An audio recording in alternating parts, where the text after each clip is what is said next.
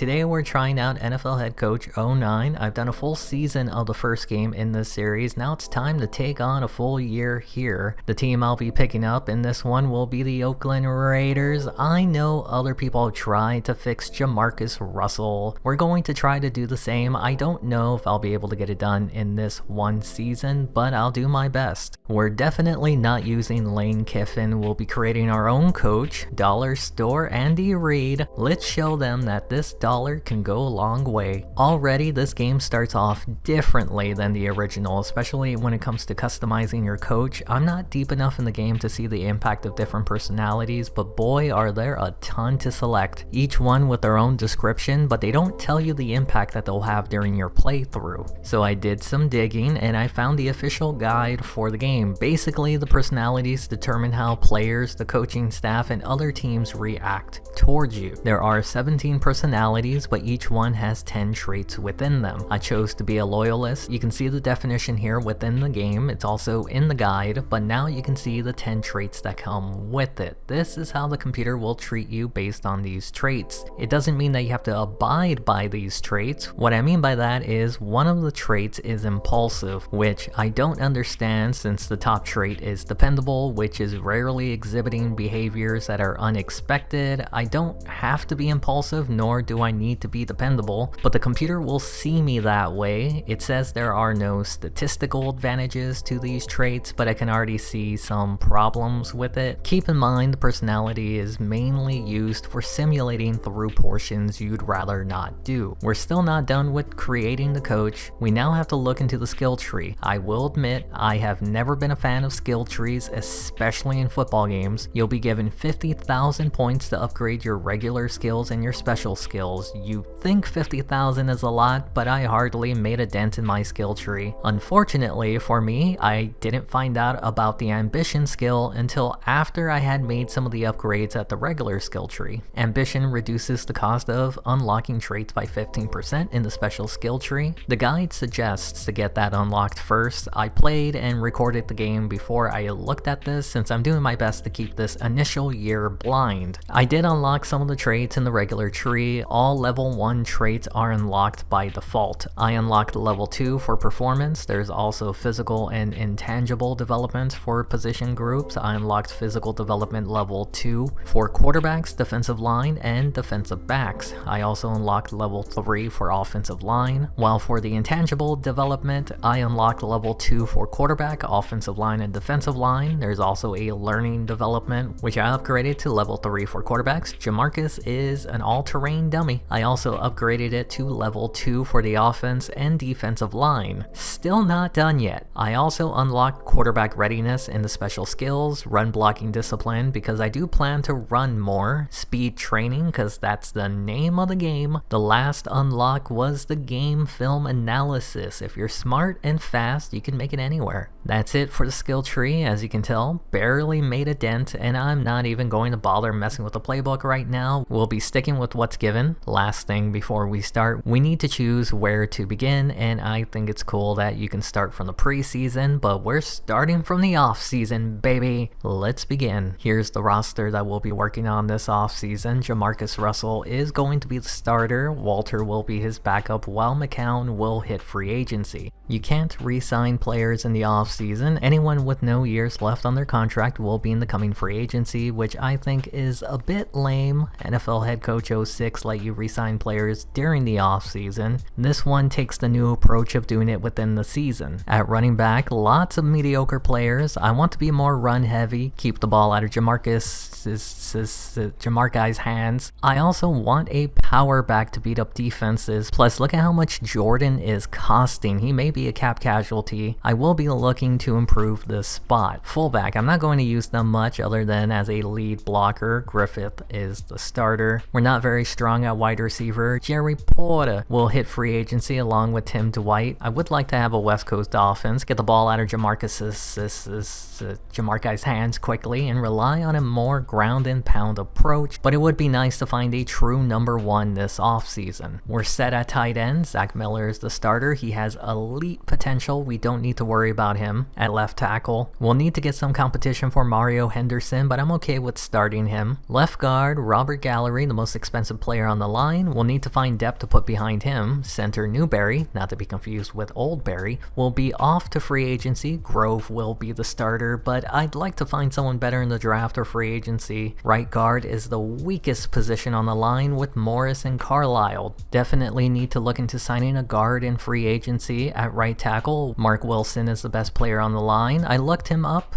I don't know why he's so good here. Along with McQuiston, I probably shouldn't complain. Moving over to the defensive side, Derek Burgess will be the starter. We'll need to find depth behind him with Clemens hitting free agency. At right defensive end, this position should be our first priority going into the draft or free agency. Jay Richardson isn't too good and Braden isn't going to stick around for the coming season. It gets even worse in the interior of the line. 3 heavy contracts for players that aren't really pulling their weight. I won't be able to move on from anyone due to their cap penalty either, which I'm assuming is their bonus here. We found another position in a major need of an upgrade, left outside linebacker. That's now right guard, right end, defensive tackle, and this spot we need to focus on in the offseason. Middle linebacker Kirk Morrison will be the starter. We could use better depth, but how often do I plan for injuries? Thomas Howard will be the best starting linebacker on the team. We'll need to find some depth behind him, but we're solid here. At cornerback, our best player will be Hall, with Asamoah leaving for free agency. We're not terrible at the spot with Washington and Johnson as the number 2 and 3, but we would be in a better spot with Asamoah, which is why I think it's kind of lame that you can't sign him pending free agents. We'll be good at free safety with Michael Huff, even decent depth behind him, and Eugene. At strong safety, we have Schweigert. The secondary is our biggest strength. It might be a good idea to build around that. At kicker, we have Janikowski, which I'm surprised he's not elite, but Shane Leckler is at 93, and he made the Pro Bowl. The sticker next to their photo is a nice touch. Interestingly, we only have 1 pick in the first 3 rounds, and it's a 4th overall selection. We do have a 4th, a 6th, and 2 7ths. You can also see your future draft picks and trade them if you want to. You can also see a draft preview of this coming class. I don't know if this is created from our scouting department, but in what world is Matt Ryan overrated? Besides that, I think it's really neat to see each position group and their strength, meaning how deep that position will be in the draft. If you see 5 stars, that means you can probably wait till the 2nd or 3rd round and still find a good talent, while 3 stars or less, you might want to pick up someone that you scouted deep enough and are confident that they'll work in the 1st round, because you might not find someone that's even decent in the later rounds. Now that we're done looking at the roster and had a very early look at the draft, we're greeted with figuring out our team philosophies. There's a lot of stuff to go through here, but I'm not going to talk about them all. This is where you'll decide whether or not you want to give up some control over hiring your coaches, training staff, and even the GM. You'll also be able to change how much you value draft picks and trades, the frequency of which you trade, as well as the aggressiveness. Same with the draft. Do you go for need or best player available? Focus on big schools, small schools. There's contracts, whether or not you want to overpay or underpay. Use the franchise tag on players, how much cap space you'd like to have, as well as going after unrestricted free agents, how to focus on free agency and going after players aggressively. Then there's positional philosophies, which I'm not going to show until the season begins, because I want to see how the draft and free agency plays out before fitting a scheme towards the players we acquire. Going back to the draft, this is the draft board. Basically, all the players are graded based on scouting we've done so far. This is the way too early draft board that I don't use much in my playthrough, but I wanted to show it to anyone who hasn't played the game. We're now at a point where I can finally do something besides release players, and that's give someone the franchise tag. Ignore the ratings. I was fiddling around with those darn philosophies, which is why their overalls may have changed. Nnamdi Asamoah, we have to keep him on the team. The player card is also interesting, showing their overall health as well as their body parts. It shows shows their personalities and their status. How is he an average NFL player? Well, that's like your opinion, man. We're tagging him. Here's our goals for the offseason. Get a quarterback over 85 overall? Well, that's not going to happen. We're sticking with JaMarcus. The other two goals are to get a wide receiver and a left outside linebacker over 85 overall. Now, that can happen. I've been showing you the offseason the way it's been given to me as the gamer, but I'm going to break away from that and put all the scouting portions of the game together in this part of the video. If you haven't played the game before, when you're scouting, you'll also be looking at restricted free agents, making offers to unrestricted free agents, or getting trade offers. I want to make the video less overwhelming to the viewer. I'll be showing you each scouting portion of the game while cutting that other stuff out and showing it after. The Senior All-Star game is the first portion of the scouting. There is another portion called the regular season scouting, but since we're starting this in the off season, I can't really go over that, but I can show that it reveals potential positives and negatives about their skill sets. During the Senior All-Star game, you can scout position groups. You won't be able to scout all the players in that group. You will only be allowed to select a few. When you do, you'll unlock their intangible rating. Players who participate in the Senior All-Star game will have some portions of their skilled attributes be revealed. Quarterbacks reveal accuracy, awareness, and elusiveness. Running backs reveal their ball carrier vision, trucking, spin move, and etc. Each position group shows different attributes to their respected spot. The next scouting portion is the combine. You'll be greeted with their combine numbers, but I didn't really find this as useful as I would have hoped. The combine scouting is very similar to the Senior All-Star scouting. The difference this time is that there's a lot more players in the pool to look through compared to the Senior All-Star. You'll still go position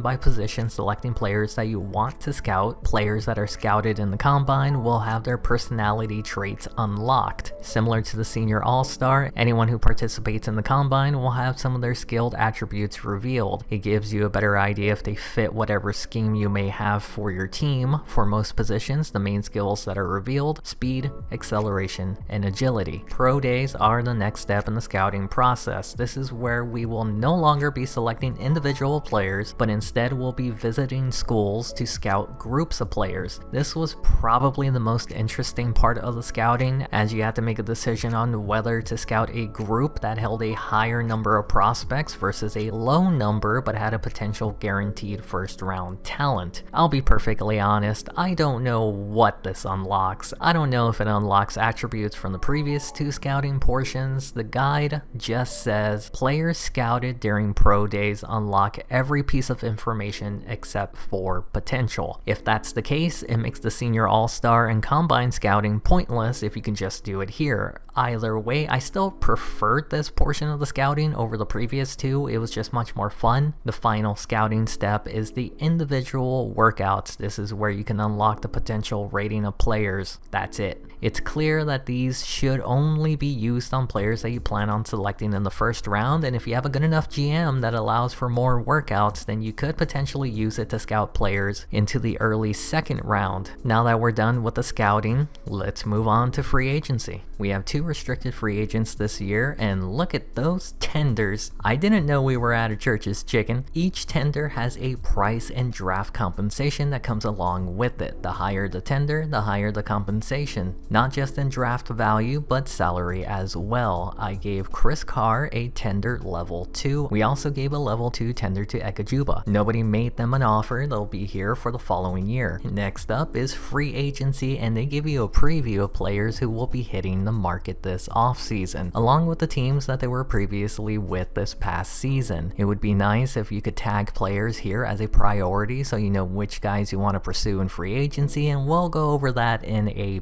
bit. Based on your Hakuna Matatas, which I didn't go over with you because I wanted to adjust our philosophies after securing players, the focus will change and prioritize different players in free agency. I changed the quarterback philosophy from strong arm to a more game manager philosophy. It reflects here with Trent Green being the biggest value based on that change. If you're playing this for the first time, I recommend being sure what kind of philosophies and game plan you want before heading deeper into the the offseason. I didn't, and you're going to see more rookie mistakes because of that. This is our roadmap heading towards free agency and the draft. Quarterback is our biggest need, but JaMarcus is our guy. We do need a receiver, running back, and outside linebacker. Let's see if we can address those needs. First stop, free agency. I'm not going to go over every player I was interested in or gave an offer towards. Instead, I'll be showing you how free agency works and the players I ended up signing, along with the players that will be leaving to new teams. In NFL Head Coach 09, free agents will pop up in your clipboard. You can't choose which free agents you want to sign. You must wait for them to reach out to you. From there, you can either look into them or dismiss them. When you look into them, this menu will pop up. It'll ask if you want to join the bidding process. It'll also show you what they're looking to earn, what the roster looks like for the position that you're potentially signing them for, the starting bid price, and your cap space. When you enter the bid, you'll be placed alongside other teams who are interested in the player you're trying to sign. You'll have a minute to try and outbid all the other teams if you have the best offer when time expires, or if all other teams have dropped out, then you have finished the first step into signing a free agent. Next step would be to negotiate the terms of your offer. This is where you'll have different options on how you want to set up the contract with the team. Incentive heavy, large signing bonus, no incentives, or a small bonus. It's not varied much, but they give you a lot of different options. I will admit that I don't really like the free agency in this game, mainly due to the fact that you have to wait for free agents to come to you, and most of the time it's players you don't need, which is why I mentioned it would have been better to have a priority option earlier, to set certain players as priority 1 in position 1 and etc., then be alerted when those players become available to bid on, or just do away with waiting for players to become available and make offers to anyone at any time. I know some people like this,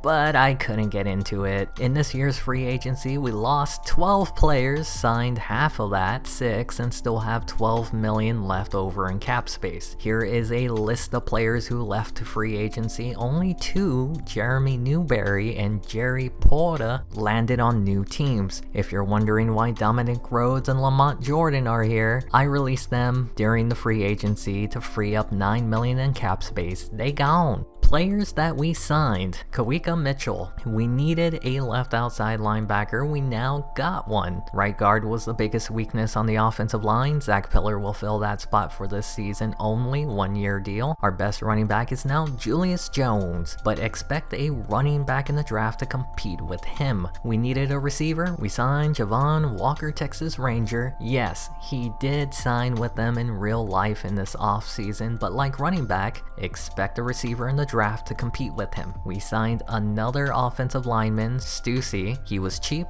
solid depth. We also added depth with Dimitri on a cheap 1-year deal. The last portion before we head to the draft will be trade offers, similar to how free agency happens. Names will pop up in your clipboard. Teams will come to you with a player they're looking to trade and hoping to get something in return. They'll also come to you asking if you're willing to trade away a player on your current roster. You can either choose to enter into negotiations or say you're not interested. If you do enter, when making trades, you can no longer choose what you want to trade away. Instead, you'll be given packages. So if you're looking to trade for a player, there will be a list of options to select, from lowballing to overdealing your hand. If you end up changing your mind, you can always back out and leave. I did get some trade offers for Stanford Route. The Patriots were the only team willing to make an offer. A 6th-round pick?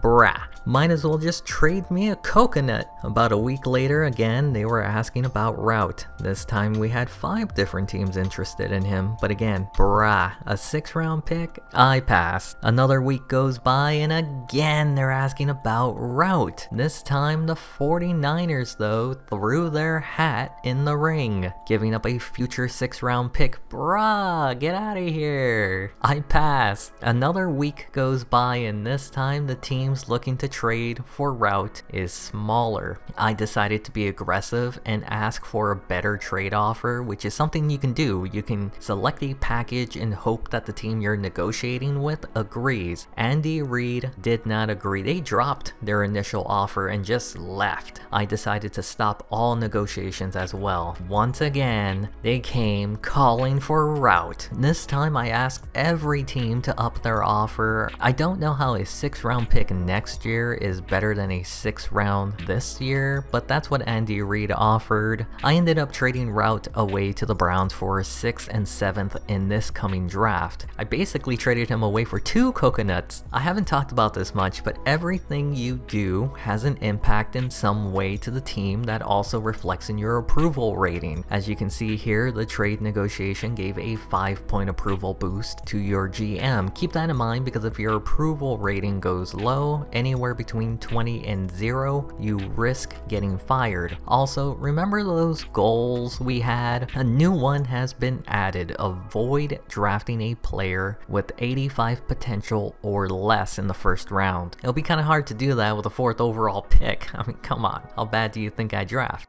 The team roadmap also gets upgraded to show what players in the draft are the best fit for the team based on your Hakuna Matatas. Draft day is finally upon us! Are you ready? The mock draft has us picking up Darren McFadden. Now here's a guy that's the kind of guy that's a guy. In all seriousness, he's the player I want. 1st overall, the Miami Dolphins select Jake Long. With the 2nd overall selection, the St. Louis Rams select Vernon Gholston. It's going exactly how the mock draft predicted. Matt Ryan to the Falcons and we'll get our guy. No! Oh, the Falcons selected McFadden. Oh no. That is disappointing. My GM now wants us to select Matt Ryan. We're marks for JaMarcus. We're not going to select Ryan. Well, looks like the SAS director followed us from the original NFL head coach. Instead, we're going to trade down, and the Cowboys gave me an offer I couldn't resist. The 22nd, 28th, and 2nd round pick for the 4th overall selection. Now we just have to hope the players I wanted fall that far. Now up to this point, none of the players I wanted were off the board, but I did want to see if I could trade up. It would only be 3 spots, but still, why not try? They wanted our 28th overall selection and this year's 4th round pick. I lowballed them. Then I decided, it's only 3 spots. How bad could it be? You gotta be joking me. That one was on me. My bad. Now we can make our pick. No, we're not going for a quarterback. Get out of here, GM. We're interested in a running back or a receiver. We need to find the playmaker that can help carry JaMarcus. With the 22nd pick in the 2008 NFL Draft, the Oakland Raiders select Felix Jones, running back, Arkansas. We needed a running back. We did sign Julius Jones in the offseason, but he was never intended to be the starter. Also, apparently, we failed avoiding drafting a bust, but it says his potential is 92. We still have our 2nd pick in the 1st round. Keep in mind, we only had 1 pick in the first 3 rounds. Now we have 3 in the first 2, thanks to that trade down, and since we drafted a running back, it only makes sense to go receiver. With the 28th pick in the 2008 NFL Draft, the Oakland Raiders select Donnie Avery, wide receiver, Houston. He'll be our new number 1 on the team. This man has 100 speed. He's going to be a cheat code. We're now in the 2nd round. The GM was telling me to pick up this middle linebacker, Tavarius Gooden. No. Also, a lot of people didn't like that Avery selection. Hey, at least we didn't draft his entire family. I decided to trade down again. There wasn't anyone in particular that I was interested in. The Colts offered their 3rd, 4th, and next year's 4th. So I took it. We're now on day 2 of the NFL Draft, and I decided to simulate our next pick, which would be the Colts' 93rd selection. I selected Corey Leichensteiger, center, Bowling Green, but that was the 78th selection. We didn't have the 78th selection. Then I noticed that we had the 83rd selection in the draft. We also only had 1/4 when we should have had 2 thanks to the trade with the Colts. I decided to ignore that for now, and with our second pick in the 3rd round, I selected Craig Steltz, strong safety, LSU. I advanced again, and with the 99 pick, I selected William Hayes, left end, Winston-Salem. Wait, hold up. When did I get this pick? With the 101st pick, we drafted Buddy Jackson, right end, Gardner Webb. We now only have 2 draft picks left, a 6th and 7th. I simulated up to our next selection, then I found out you can look at trades that you made during the draft. There's the Cowboys trade, the Colts trade, we traded with the Saints, the Buccaneers, the Jets. Who are you people? Remember the philosophies I keep bringing up? The Hakuna Matatas? Apparently the GM has no worries because he's trading away everything. Anyways, for our final picks, I let the GM select the players. In the 6th round, he selected Sam Keller, quarterback, Nebraska. In the final round, he selected John April, middle linebacker, North Dakota State. You might have noticed that my approval went from 39 to 40. It only got that low because I kept ignoring what the GM was telling me to do. The draft is now over and we move on to the undrafted free agent signings. This is where you'll get a chance to sign 5 players who weren't selected in the draft. You'll be outbidding other teams in real time. It isn't difficult. You place your bid, keep an eye on the player you want. If you get outbid, raise your offer, wait till the time expires, and they sign to join the team. Pretty straightforward. I ended up getting all 5 players that I wanted. If you're curious, we only have 3 draft picks next year. The GM really doesn't like me. He's doing everything he can to get me fired. I'm a rookie coach. I don't expect to get fired. Ah, shit.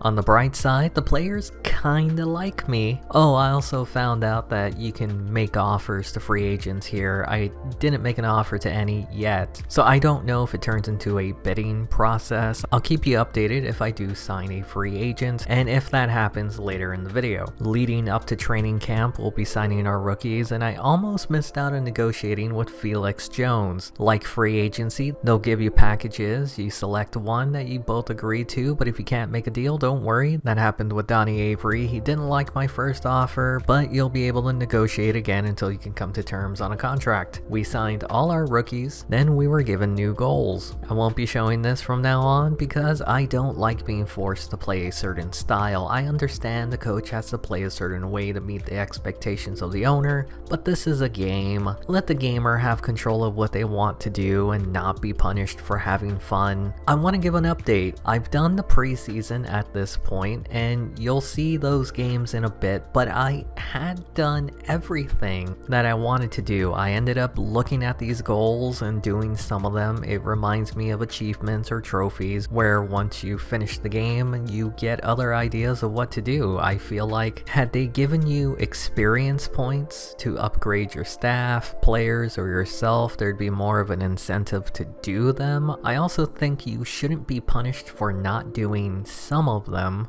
and you'll see what I mean later on in the video. It kind of also becomes pointless because, well, when we get to the season, again, you'll see what I mean later. From there, they'll be heading to training camp. We are greeted with another screen that doesn't really help me. It's very reminiscent of the combine numbers. They show you a screen that you can't really do anything with. Cool.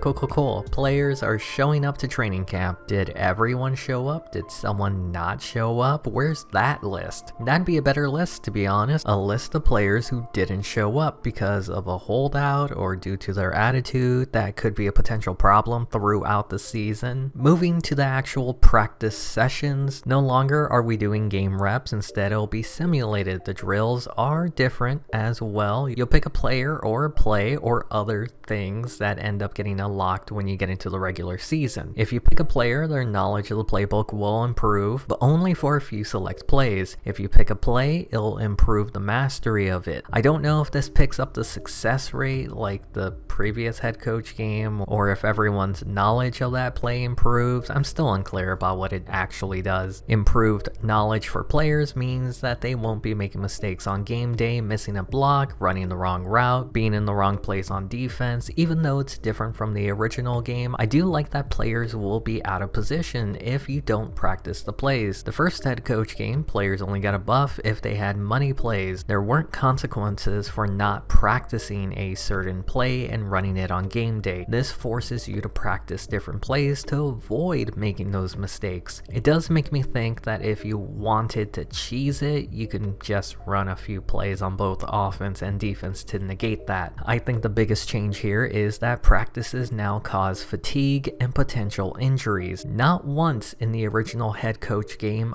I did every practice that there was ever an injury, but if you simulated it, you would get an injury. It was weird, which makes having rest days in this game really important to make sure all players are available for the game that week. It also doesn't hurt that when you cancel a practice, the players love you. It does make learning the playbook a little bit harder if you're taking half the week off. The last thing I wanted to talk about during the preseason practice, cutting players. Each week I'll be cutting down the roster, but for the most part, if they're not a big name being let go, I won't mention it, but I will go over the roster and the Hakuna Matatas before the regular season begins. With that all said, the only time I'll be showing any of this from here on out is if we mastered a play, an injury occurred, a player is signed or released, or any other major things that happen in between the weeks. Let's start the preseason, shall we? First game is against the 49ers. I was confused because Walter was not on the depth chart and the entire depth chart on its own was messed up. So I exited the game and noticed that Walter was benched for the week, or at least that's what I think the red down arrow symbol means. It doesn't tell you. Since I was already here, I decided to fix the roster before going back to our first preseason game, and I missed the game. How the heck does a coach miss his own first game? This is why I don't like the timer. If they got rid of the timer and let you do it at your own pace like the original head coach game, I think it would be much better. It's a good thing we got that mistake out of the way early. By the way, I'll be using the base out of the box difficulty. Let's go to the second preseason game. They'll be taking on the Tennessee Titans. We'll start early in the first. Titans punting it to the Raiders. Felix Jones, the rookie on the return, makes a couple of moves and brings it to the 38. Third down in the shotgun, JaMarcus throws down the middle. McFoy with 18 on the catch. Another third down, 9 to go. Great protection in the pocket down the middle. This time Higgins with the catch. Inside the 10, JaMarcus drops back and he takes off with it. Does a little high step there. Oakland with the first score. We're now in the second quarter. Titans ball. Lendell White with some quick feet. Gain of 7. 2nd and 3. Young hands it to White up the middle for first.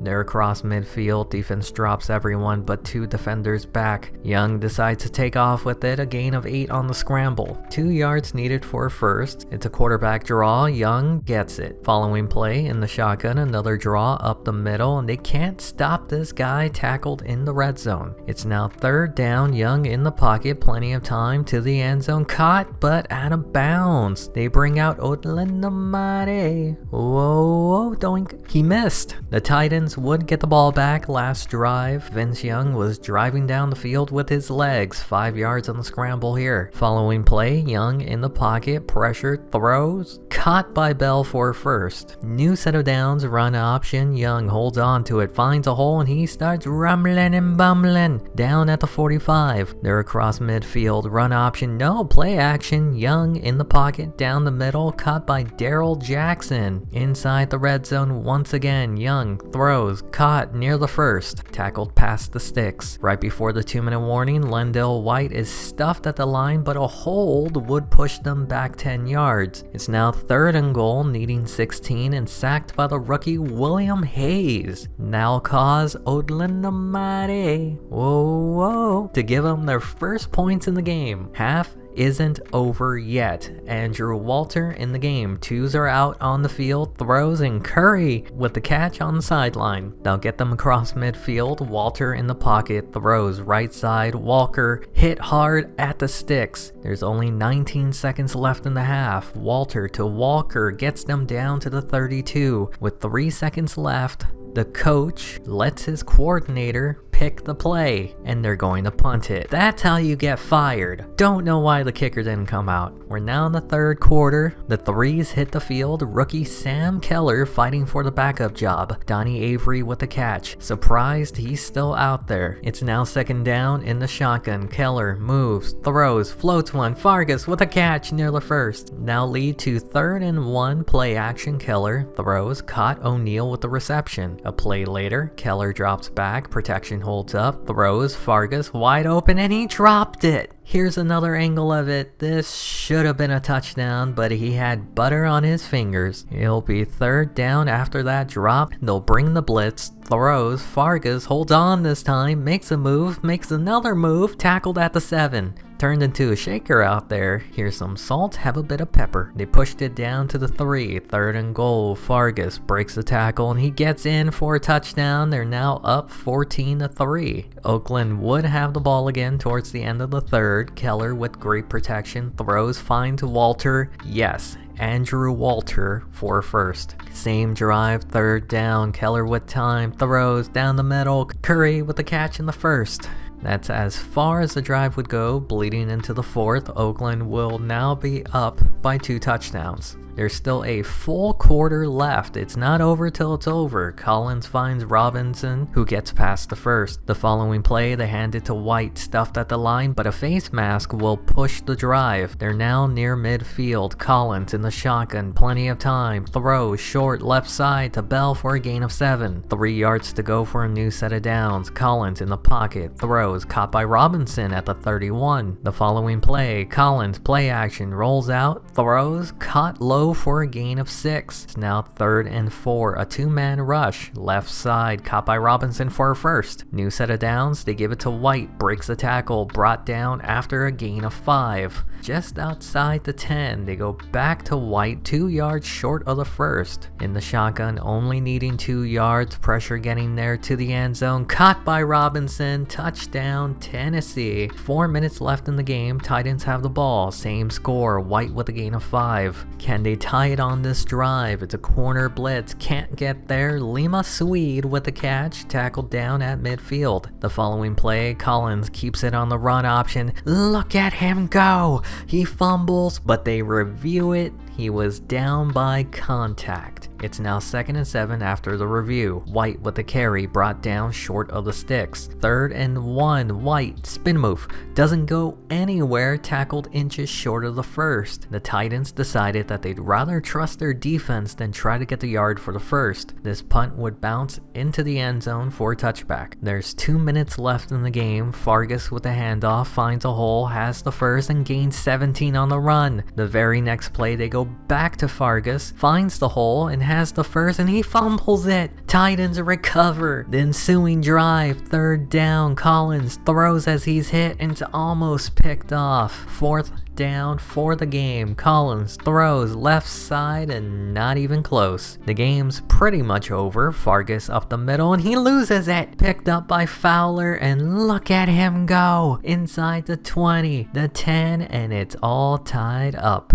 Who saw this coming? Tied up in the final 2 minutes and a face mask gives Oakland a new set of downs. They're now at the 36. Sam Keller with plenty of time. Throws deep. Donnie Avery can't hold on to it. Incomplete. It's now 3rd down. Titans bring a corner blitz. Keller gets it out. Matson with the catch, but short of the 1st. 4th and 1. They go to Fargas, who powers through a tackle for the 1st. 16 seconds left in the game. Great protection all day to throw to the sideline. Higgins with the catch, the 1st, and brought down at the 35. This time they do bring out the kicking unit. It's up. And it's good. If this is any indicator what the regular season will be like, it's gonna be wild. Our backup tight end is going to be out for 2 months. Javon Walker, the free agent we signed, well, he's also going to be out for 2 months. 2 of our offseason acquisitions will miss the start of the year. I did make a trade. I went to Jacksonville to acquire Mercedes Lewis. I gave up not this year's, but next year's 5th and 6th round pick. Injuries might ruin this season before it starts. This will be the dress rehearsal game for the team, and it'll be against the Arizona Cardinals. We'll start this one on the first play for Arizona. Warner down the middle, and it's picked off by Thomas Howard. Brought back to the 39. A holding play would push Oakland back. 2nd and 24. Russell. Then it's picked off. They gave it right back. The following drive for Arizona, 3rd and long. Corner blitz. Caught by Bolden for a big gain. The next play, they give it to Edgerrin James, and look at him rumbling and bumbling. He gets the first. It's now 3rd and 6. Warner drops back. Pressure can't get there. Throws near the sideline, but can't get the first. They'll bring out the kicker for a 35-yard attempt. They'll give Arizona the first points. Skip to later in the first. Arizona has it again near midfield, 5 yards up the middle. 2nd down, they go back to James. Nope, play action. Warner finds Ben Patrick for a new set of downs. Just outside the 30, pitch to Edge, who finds the edge. He has room, but cuts it back inside, still manages to get the first. They're edging the 20. James gets hit on play action. To the end zone, Fitzgerald, touchdown Arizona, now up 10-0. Guess what? Arizona has it again. Final play of the first quarter, Warner with time, deep, Fitzgerald with the catch. First play in the second quarter, James breaks a tackle, nobody touches him again until he's near the sticks. The following play, back to James, makes it look easy, falls forward for a gain of 6. It's now 3rd and 6, Warner drops back, throws, Fitzgerald with a catch in the first. They're marching now, Warner, Fitzgerald, D'Angelo Hall with the interception. He's trying to bring it back down the sideline. James with a tackle. Oakland gave the ball back to Arizona. James with a carry. Nobody around to make the tackle. A carry of 9 on the play. They would get the first. Another handoff. Clink, clunk, bouncing off of players like a pinball wizard. Gain of 6 on the carry. The following play, James with the carry again. Makes a move and gets the first. On the new set of downs, play action. Pressure can't get there. Fitzgerald holds on through the hit. It wasn't a first down. Inches short. James gets more than enough into Oakland territory. The Raiders can't stop the ground game. There he goes again. Takes it out wide and doesn't get touched until after the first. The following play, they decide to throw it. Warner off his back foot. Fitzgerald with the first. Getting close to the red zone. James avoids a tackler. Has space. Breaks a tackle. Gets near the first. He loses it. Look at the big man go.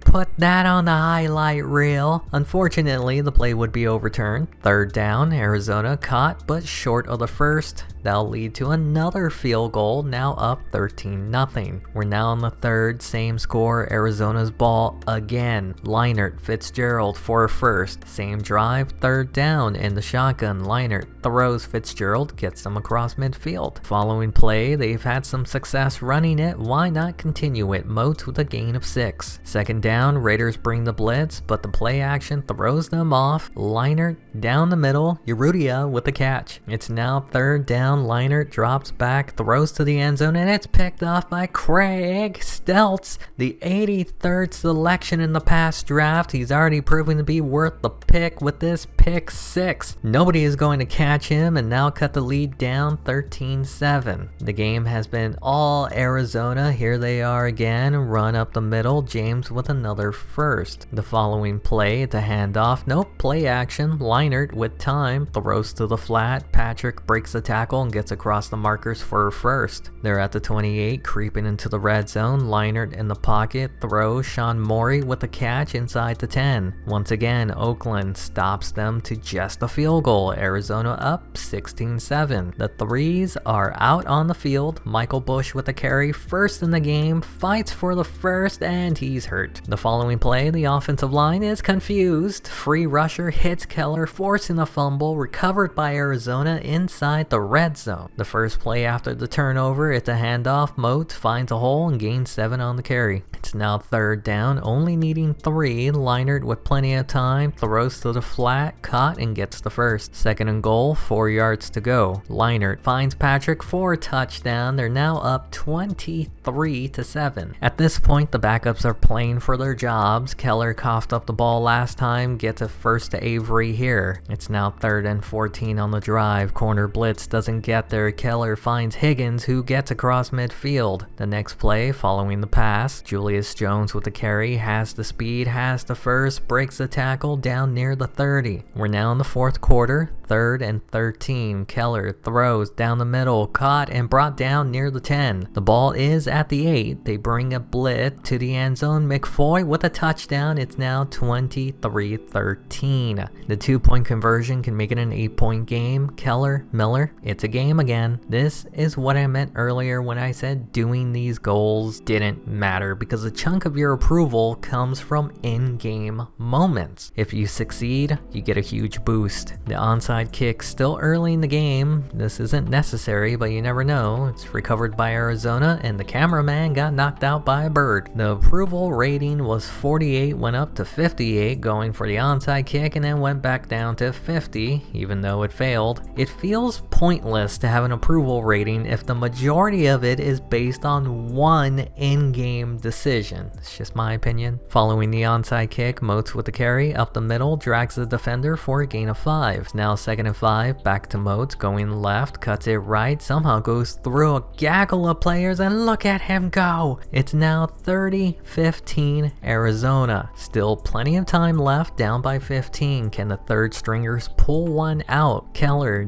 deep, Pierre Garçon with the catch! It's 3rd and 10 on the drive. Keller over the middle, McFoy with a catch, gets it into the red zone. From the 13, Arizona brings a blitz. Keller finds the open man underneath. Higgins trying to Wiggins his way in for a touchdown, but downed at the 1. From the 1, pitch, Jones, defender doesn't know what to do. It's now 30-21. The 2-point conversion can make it a 7-point game, and Keller is sacked. They're going to attempt another onside kick. It's the preseason. Why not have some fun? Arizona recovers it. On their following drive, 3rd down, Leinart with time, going deep, left side, Steve Breston with the catch. A play later at the 7, 2nd down, Moats with the carry and powers through for the first. It's now 2nd and goal, back to Moats, and he powers through for a touchdown. They're now up 37-21. You can say the game is over, but the rookie Keller won't allow it. McFoy with a catch for the first. Real quick, you can steal plays in this game. I don't know if that's helpful to me, since I'm already struggling to get people to learn the playbook, but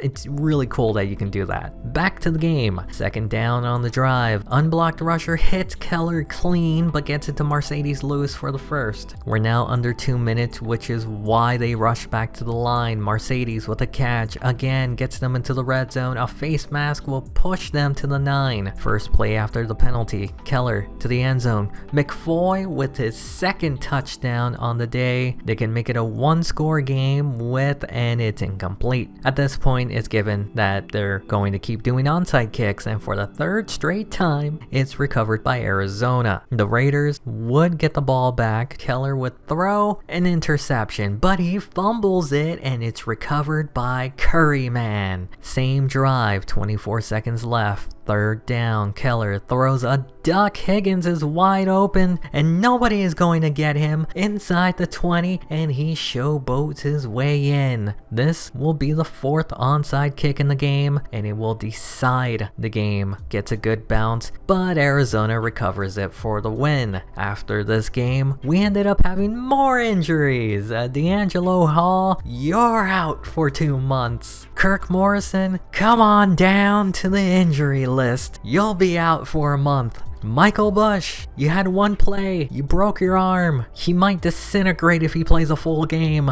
Jay Richardson, come on down. You're out for 2 months. This is a lot of players who are out, and it's only been 3 preseason games. We did get a trade offer for Andrew Walter, who I considered moving on from with the way Sam Keller has been playing, but the value just wasn't there for me to want to trade him away. We did get an offer for Fabian Washington. Keep in mind, D'Angelo Hall will be out for half the season. We probably shouldn't be trading him away, but curiously, I wanted to see what I could get out of him. Patriots were willing to give a 3rd round pick for him. I took it. To fill his spot, I went to free agency to sign. I fought the law. There is no bidding. You can just sign the player to the vet minimum. The owner wanted to know how good we're going to be this season. We're probably not going to be above 500. Have you seen the injury list, boss? I'm surprised you didn't break your finger calling me right now. Let's get to the final game of the preseason. The 2s and 3s will be playing against the Seattle Seahawks. We'll start this one in the middle of the first. Seattle with the ball off his back foot and completes it for the first down. Inching their way to the red zone. 3rd down, Hasselbeck over the middle. JaMychal Finley with a catch downed at the 5. The following play, Hasselbeck to the end zone. Mike Peterson with a touchdown. Seattle up 7-0. Andrew Walter is fighting to keep the backup job.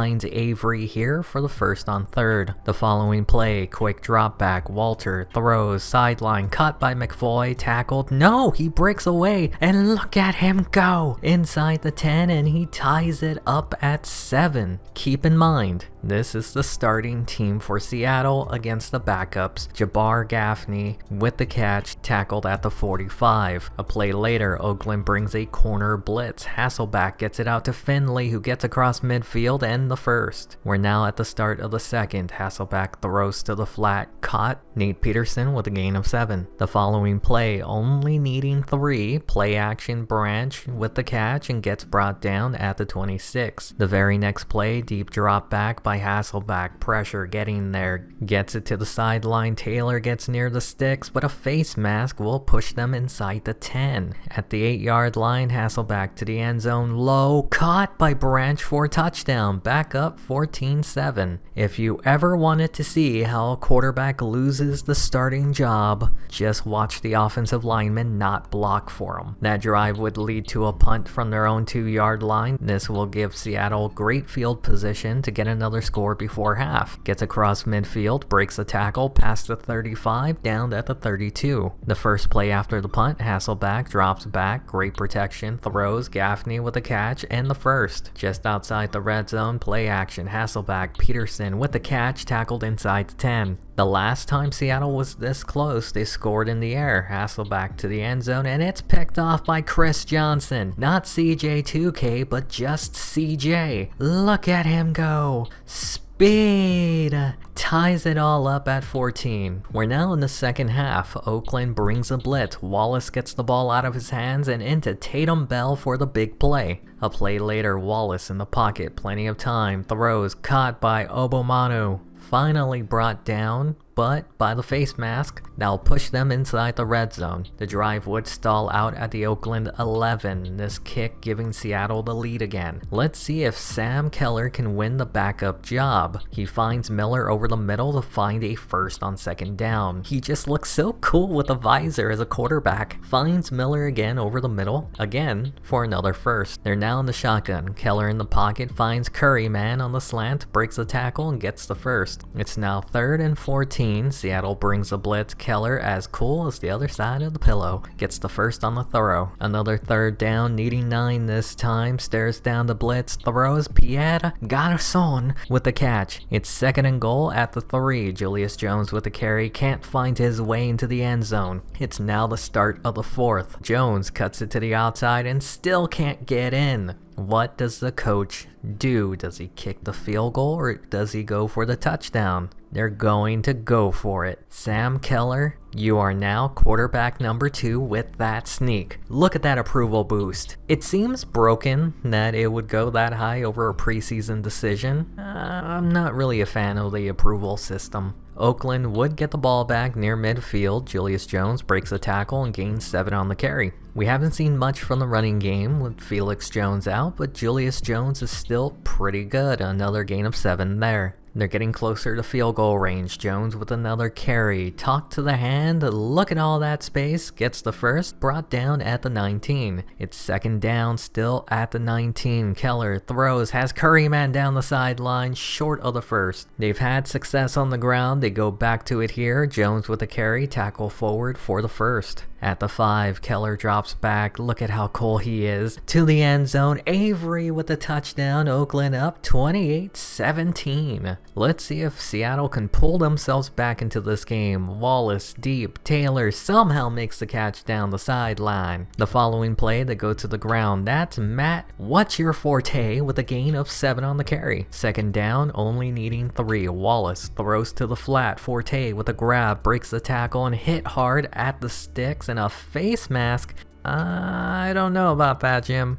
Now put them right on the 20. Third down, Wallace. Taylor with a catch, brought down short of the sticks. Instead of going for it, Seattle takes the safe approach, kicking the field goal to make it an 8-point game. Seattle needs to do now is stop them. Jones, right side, whop! Makes a move, has the first, gets brought down at the 38. The following play, back to Jones, breaks the tackle, through the hole, brought down a yard short. If they were trying to stop the run, that's not how you do it. Neither is this. They don't touch him until after the first. It's now 2nd and 12. They bring the blitz. Protection holds up. Keller to the sideline. Miller with a catch, pushed out at the 24. Their drive would fizzle there, forcing this kick to make it an 11-point game again. Time is running out for Seattle. Under 2 minutes left. Wallace with all day to throw, going deep, has a guy. Burleson with a catch, makes a move, brought down at the 39. The following play, Wallace drops back, great protection. He takes off with it, no defenders around, easily gets the first, hit hard at the end of the play. The next play, 1st and 5 after an encroachment penalty. Wallace takes off with it, no one's around, defenders chasing him. He gets another first with his legs. Less than a minute to go. It's a fake spike. Wallace moving around, takes off with it, stiff arms the defender. They're trying to rip the ball out. They don't allow the first. It's now 3rd and 1. Wallace, great protection, throws to the end zone, the corner. It's caught but out of bounds. Surprisingly, they bring out the kicker to make it an 8-point game, and it's no good. That's how this one would end. I have a feeling the regular season is going to be just as wild as the preseason. I've already been vocal about the approval system, but I think most can agree that it needs some fixing. I like the idea behind it, but if you can boost yourself up that much with one preseason game, it's not working. We're going into the season, and like I promised, here's the roster. Andrew Walter may have the higher rating, but JaMarcus Russell will be starting. We're marks for JaMarcus. The 6th-round rookie Sam Keller will be the backup, and we'll be looking into trade offers for Walter. Our draft bust Felix Jones will be the starting running back this season. Julius Jones will be his backup and 3rd down running back. Justin Griffith will be the only fullback on the team. I'd imagine if he were to go down, we could just move Bush over. At wide receiver, Donnie Avery, our other 1st-round bust, will be the number 1 receiver on the team. Number 2, Johnny Lee Higgins. His upside is way too high to ignore. After him will be McFoy, then Garcon, Walker Texas Ranger, and our most important emergency receiver, Curryman. At tight end, it's obvious Miller will be the number 1, but I can see Mercedes Lewis being useful in this offense when given the opportunities. The blindside blocker will be Stussy. Since his overall is 5 points higher than Henderson, he's going to be a stopgap player for this season. Robert Gallery will continue to be the starter at left guard. Carlisle not too far behind him. The starting center will be Leichensteiger. He ended up being way better than I expected for a 3rd-round pick. Free agent signing Zach Pillar will be the starting right guard this season. He's only under a 1-year deal, another stopgap player. At right tackle, Mark Wilson will be the starter. So young and so good. Overall, the offensive line is solid enough, but not going to dominate the line most games. Moving over to the defense, Burgess will be the starting left defensive end. Behind him, William Hayes will be the backup. Not bad for a rookie. At right defensive end, Jay Richardson would have been the starter had he not not been injured. Buddy Jackson was the initial starter had he not been injured as well. He was put on IR, an undrafted rookie. Nayal Wright will be the starter. Defensive tackle might be the worst position on the team besides Tommy Kelly. Everyone else is either overpriced or just not good enough. Free agent pickup Kawika Mitchell will be the starting left outside linebacker. I'm excited to see how he fits on the team. At middle linebacker, Kirk Morrison is the starter but will be out this week, which means last selection in the draft, John April will be starting. He has decent potential. Right outside linebacker, Thomas Howard will be starting. There's not a lot of good depth behind any of these linebackers. At cornerback, Nnamdi Asomugha will be the starter along with I Fought the Law. Eventually, D'Angelo Hall will come back halfway through the year and solidify the secondary a bit more. Michael Huff has elite potential at free safety, but he's nowhere near reaching it. We'll see if he can work his way up during the season. While at strong safety, Helter Stelter will be the starter over Schweigert. I'm surprised how many rookies ended up being better than expected. The kicker will be Seabass. Bit disappointed he's not as good as he used to be, but he'll have to do for this season. While the punter will be Leckler, who is about as good as I expected to be. Lastly, we only have 4 picks next year. A first, a second, and a third that we got from the Patriots, and a 7th. Let's start the regular season. The season is underway and it'll be a Monday night game against the Denver Broncos. It's the first offensive play and it looks like we're trying out a new camera system. Jay Cutler over the middle to Scheffler for first. It looks like they didn't like that other camera. Jay Cutler, no pressure whatsoever, finds Brandon Marshall for 9 yards. Second and inches, it's a handoff, stretch, right side, has the first, and gets laid out by Asomugha. Helter Stelter with the recovery. It's now 3rd and 10 for the Raiders. JaMarcus with a clean pocket finds Avery, who gets tackled past the sticks. The following play, they go to the other rookie, Felix Jones, who somehow squeezes through that for a gain of 9. It's 3rd and 3, losing 2 on the previous play, and Russell finds Miller to get near the red zone. Another 3rd down, 15 to go. The pocket is collapsing. Russell throws, Higgins showboats and gets laid out. He lost the ball. Broncos recovered. Let's now skip to the final play of the first. Still tied. Broncos ball. Early Doucette finds some space and gets the first. We're now in the second quarter. It's 2nd and 14. Cutler deep. Marshall with a stretched out catch down at the 24. The following play, they go to the ground. Selvin Young makes a man miss, makes Casper miss, and there he goes, giving Denver the first points in the game.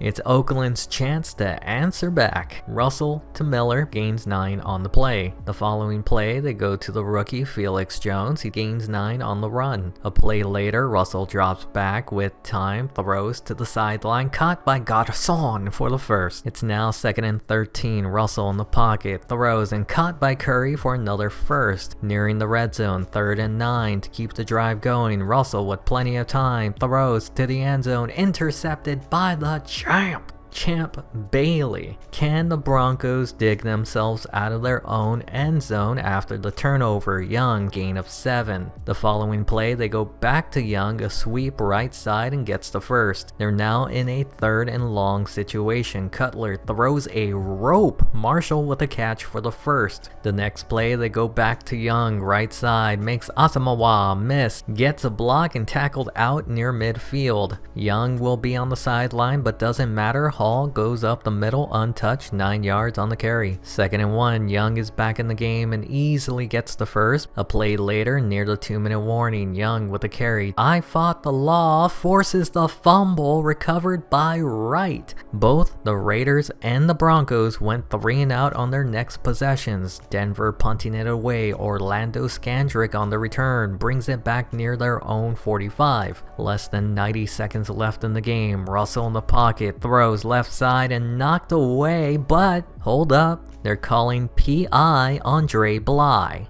Now put the Raiders at the 35, throws one-on-one, Pierre Garçon with the catch inside the red zone. They rush back to the line, still plenty of time. Russell finds Avery, he gets them down to the 1. At the 1-yard line, pitch right side, whop! He be tripping, but he be getting into the end zone to tie it all up at 7. There's less than 50 seconds left, and Young rumbles for a gain of 8. They hurry back to the line, 30 seconds left. Cutler Cutler takes off with it, gets to the 30, 26 seconds left, free rusher, Cutler throws, Marshall with a catch, breaks the tackle, down at the 40, and a face mask will push it into Oakland territory. At the 45, 20 seconds left, Cutler throws, has a guy brought down at the 39, time is running out, tick, tick, tick, tick, tick, down the middle, Marshall with the catch. They'll bring out the kicking team and Denver takes the lead before the half. 10-7. We're now in the second half. Oakland will have the ball to start. Russell to Jones has the first. It's now 3rd and 7 on the drive. Russell throws, finds Miller, spins out of a tackle, and drags a defender across the 40. A play later, deep drop back, standing on the logo, throws to the sideline, caught by Curry. They only need 2. Jones takes it outside, bunk, and he gets the first. Brought down at the 27. Same drive, 3rd down and 8. Russell in the pocket, throws, caught by Higgins inside the red zone. Another 3rd down on the drive. Russell with time finds Avery, but tackled 2 yards short of the first. Here comes a defining moment. Does the coach go for it or does he kick the field goal? I mean, why wouldn't you tie it right now? There's still plenty of time to take the lead later. After a Denver 3 and out, Oakland has the ball. Felix Jones takes the carry, tackled after the first. A play later, JaMarcus drops back, pocket closing in to the sideline. Pierre Garçon with the catch. The following play, pitch. Felix Jones, left side, has space. Whop! Out short of the first. It's 3rd and 4. The brick house that is JaMarcus Russell looks to get the first with his legs, and the big man gets it. The drive did stall out, but got them close enough to take the lead with a field goal. 10-13 Oakland. We're now in the 4th quarter. Broncos punting the ball to Oakland. Orlando Scandrick had a really good return before the half. He has another opportunity here, brings it past midfield. The first play after the punt, JaMarcus in the pocket, pressured, throws to the sideline, caught by Curry. The next play, another drop back in the pocket. The big man rolls out, and he's not as fast as I thought he was. 3rd and 1, why not give it? Not to Felix, but Julius Jones gets the first and brought down at the 30. Felix Jones was not on the field since he was injured earlier and will be out for the rest of this game. This drive also stalled out in field goal range. Seabass giving the Raiders a 6-point lead. Can Denver get anything going in this half? Cutler over the middle, another 3rd down, needing 5. Cutler in the pocket, finds Daniel Graham, gets them the first and a little bit more. A play later in the shotgun, Cutler with time going deep, Marshall catches it but loses it. Michael Huff with the 3rd forced fumble by Oakland. Kawika Mitchell with the recovery. They wouldn't do anything with the ball, giving Denver another chance to take the lead with under 3 minutes left in the game. Big 3rd down to go. Hall breaks away from Kawika Mitchell, avoids Asamoah at the sticks. Huff with the tackle. Next play, Cutler drops back, pressure getting there, throws. Oh wow, Stokely! And they go with a no huddle. They're now at the 25. Cutler with time, throws, early Doucette with a catch. They go no huddle again. Really quick, sorry to break the illusion, but you can't audible while you're in the no huddle. The other team can audible. Offense, defense, doesn't matter, you can't do it. It becomes a problem.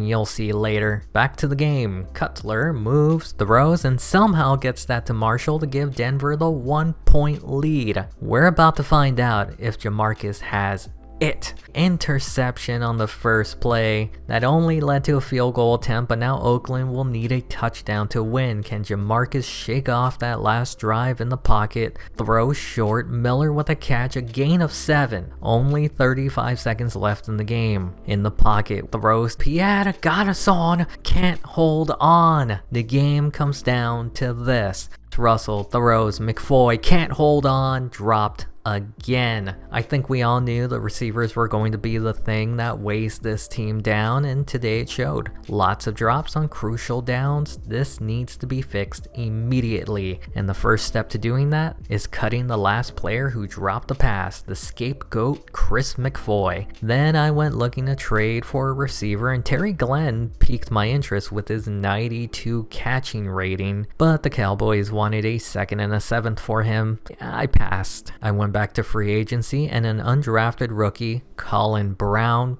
piqued my interest. Decent speed and his 78 catching would make him one of the best sure-handed receivers on this team. I signed him and he'll be our new number 2.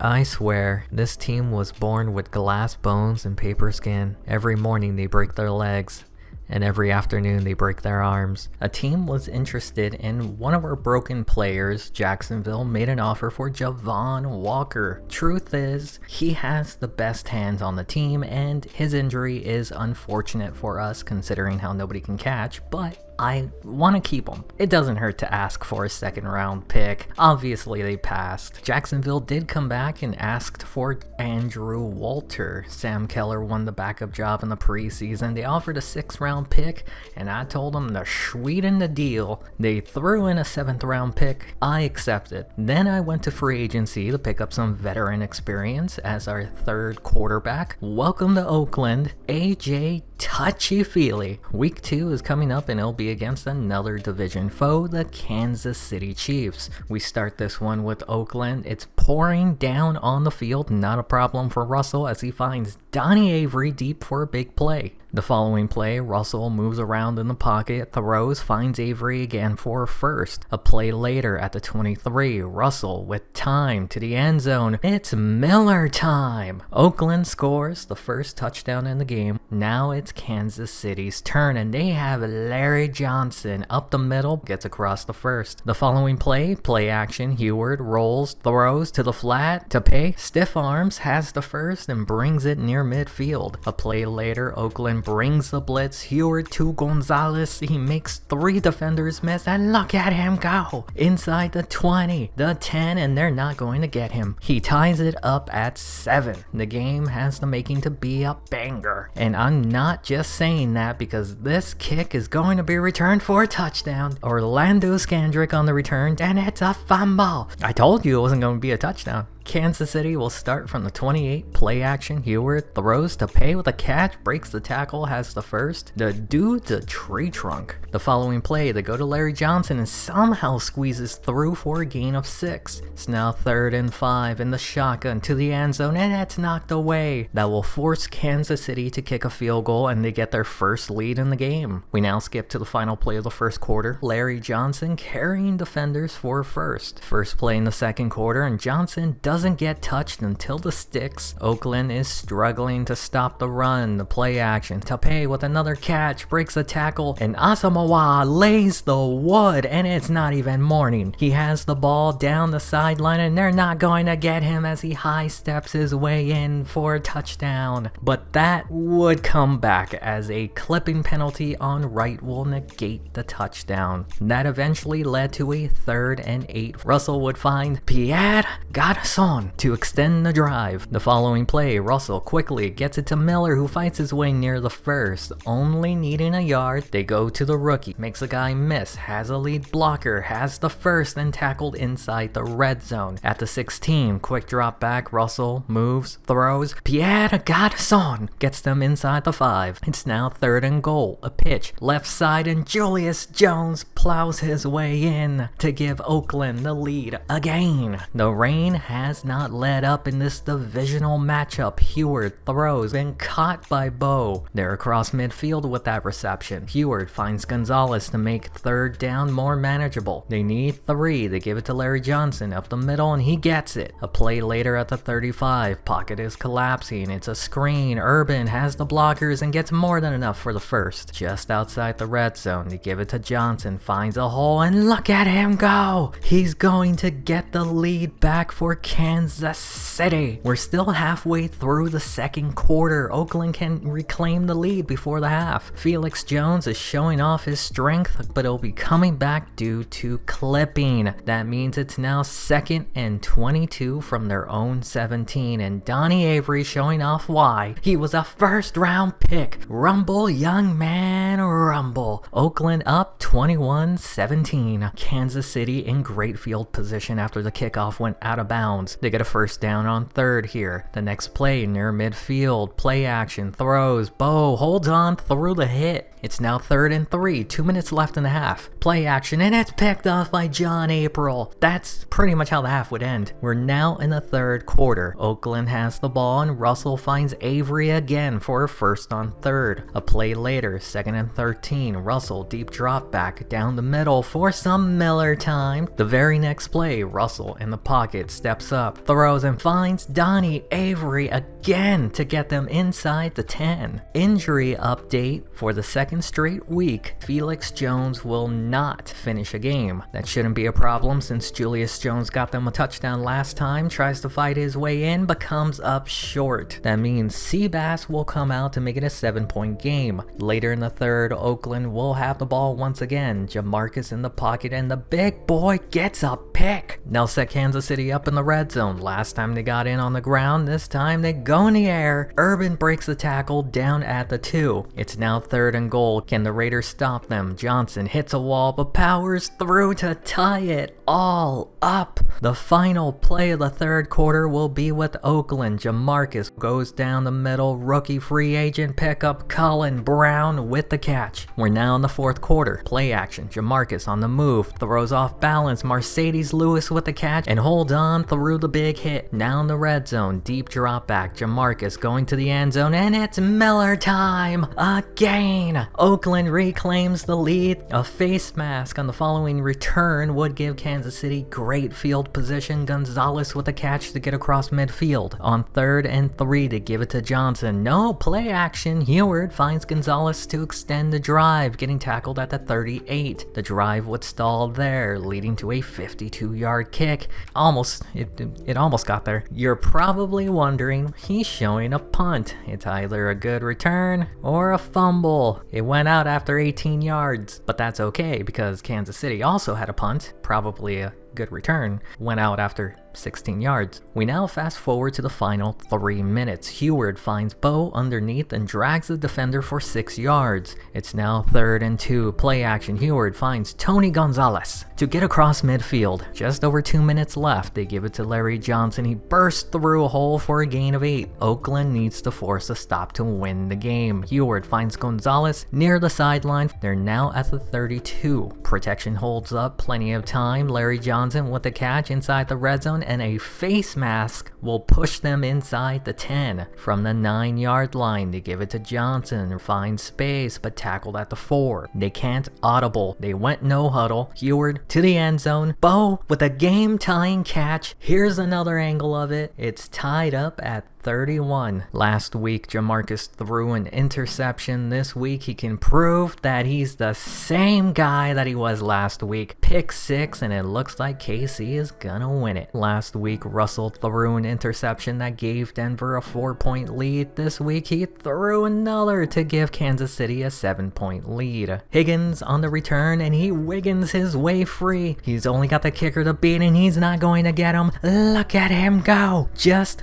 like that, we're all tied up again. There's still 42 seconds left in the game. Kansas City wants to run the clock, but Larry Johnson says he wants to end it. Guess who's on the field? That's Matt Ryan. The rookie throws on the move, gets it to Urban, and into field goal territory. Ice in his veins, Matty Ice giving the team a chance to win, and it's not even close. We're going to overtime, baby. Oakland will have the ball first. JaMarcus holds on to the ball for too long, and he takes a sack. That brings up this defining moment for the coach. He could be on the hot seat if he punts and loses the game. He basically has to go for it, right? 4th and 17, they're going for it. Steps up with it. No, he's running with it, and not even close. All Kansas City needs to do is kick the field goal, and Burgess gets the sack. That might have put them out of field goal range. Heward trying to get back into range, and it's picked off by Michael Huff, and he starts huffing and puffing his way down the field. Nobody is going to catch him, and somehow that defining moment led to them winning this game in the strangest way possible. This was a certified banger. As usual, more injuries. Our free agent signing Pillar will be out this week, while the rookie center will also be out for a month.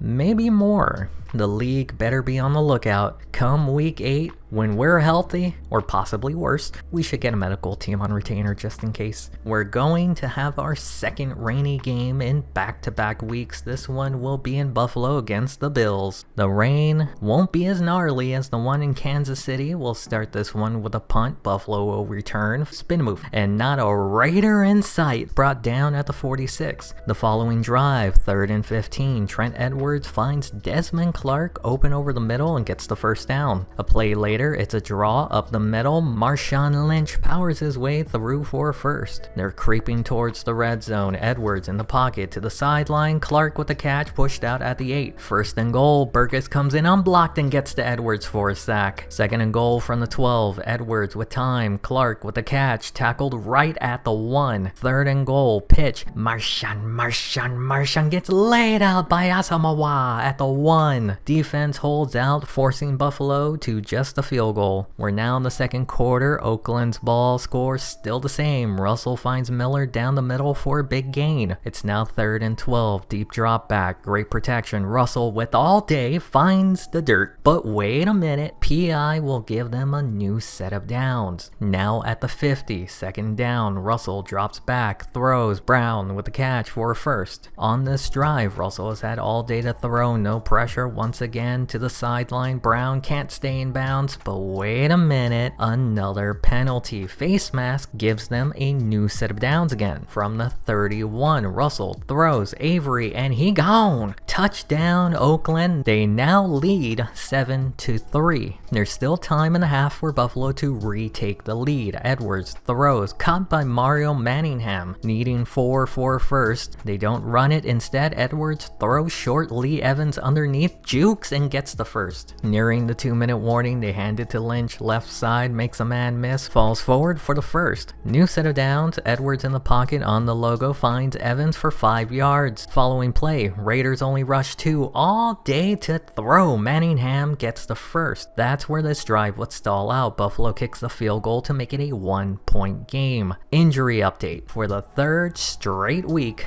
Felix Jones will not finish a game. I'm beginning to think he might be injury prone. That'll mean Julius Jones will be in the backfield. Takes this carry right side for a gain of 6. A play later, 3rd and inches, play action, sucking the linebackers in. Russell finds Lewis for a first. Now in Buffalo territory, they go to Jones. Whoop! Right side, cuts back in for the first. The following play, they go back to Jones, up the middle, has the blocks, one guy to beat, but tackled in the red zone. From the 19, a deep drop back, Russell has time to throw over the middle, and it's picked off by Jeremiah Trotter. Oakland would get the ball back again, 3rd and 8 near midfield, same score. Russell throws, and it's picked off again. Mike Jenkins, the rookie, will take this one all the way for a pick 6. 2nd interception thrown by JaMarcus in this quarter. Buffalo will go for the 2-point conversion, makes a man miss. Marshawn will find his way in to make it a 7-point game.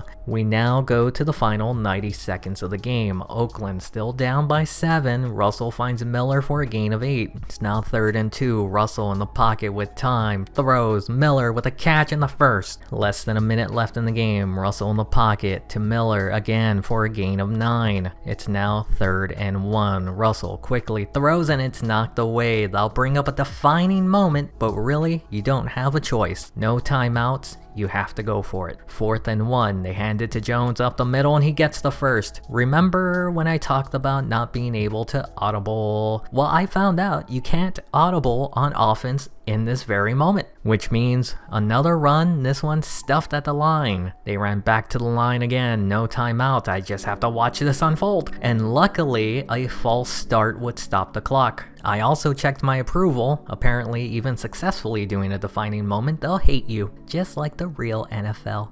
Everyone is fickle. There's now 16 seconds left. 2nd and 15, Russell to Avery, bobbled, and he somehow comes down with it, but the clock is ticking. Tick, tick, tick, tick. They rush back to the line. This will be the final play, barring a penalty. Russell to the end zone, and it's picked off for the third time in the game. That's going to seal the win for Buffalo. JaMarcus with the tackle. The Raiders start the year off 1-2, should probably be 0-3 had the defense and special teams not bailed them out against the Chiefs. I think it's time to end the JaMarcus Russell experience. We were marks for JaMarcus, but JaMarcus is a jabroni. I've had enough. I cut AJ touchy-feely to make room for a trade. I went to Cleveland and offered a 4th round pick for Ken Dorsey. We're also going to change the scheme back to what I had originally wanted, which was a pure passer. I know Dorsey is probably more of a field general, but it didn't change his rating that much either way. He'll be the starter this coming week against San Diego, and like usual, more injuries.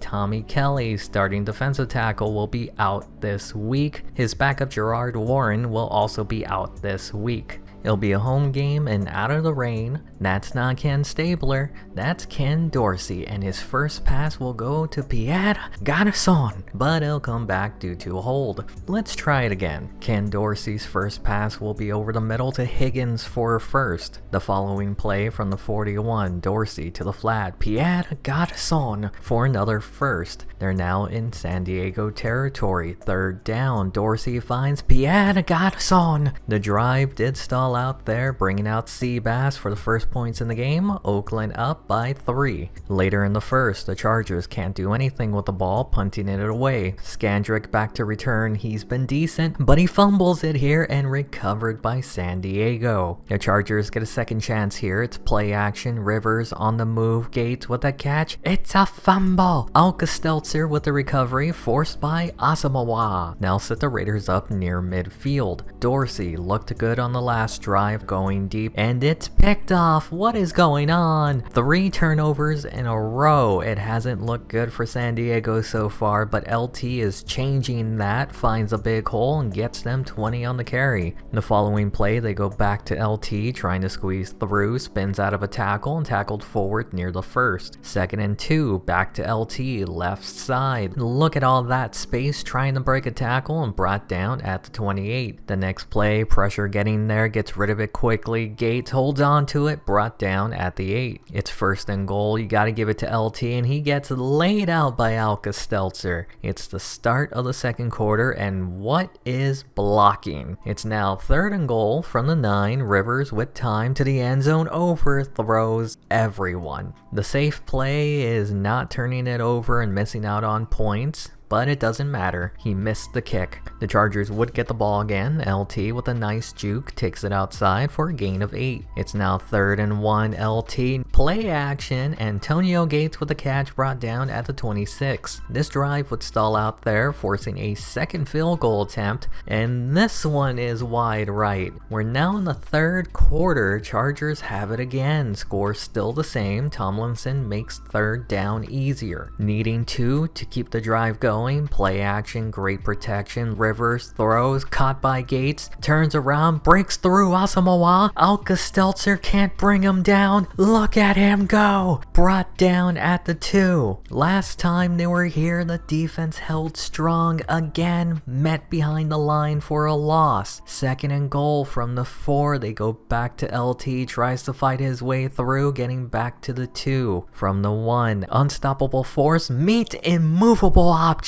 That'll lead to another defensive stand that results in San Diego's first points in the game. It's been a while since we've seen Oakland have the ball. Last time Dorsey threw a pick, this time he finds Miller for first. In case anyone was wondering, Felix Jones was out this week from his injury he sustained against Buffalo. Dorsey finds Lewis for another first. The following play, he drops back, throws quickly to the sideline. Avery with the catch inside the red zone. He's hot.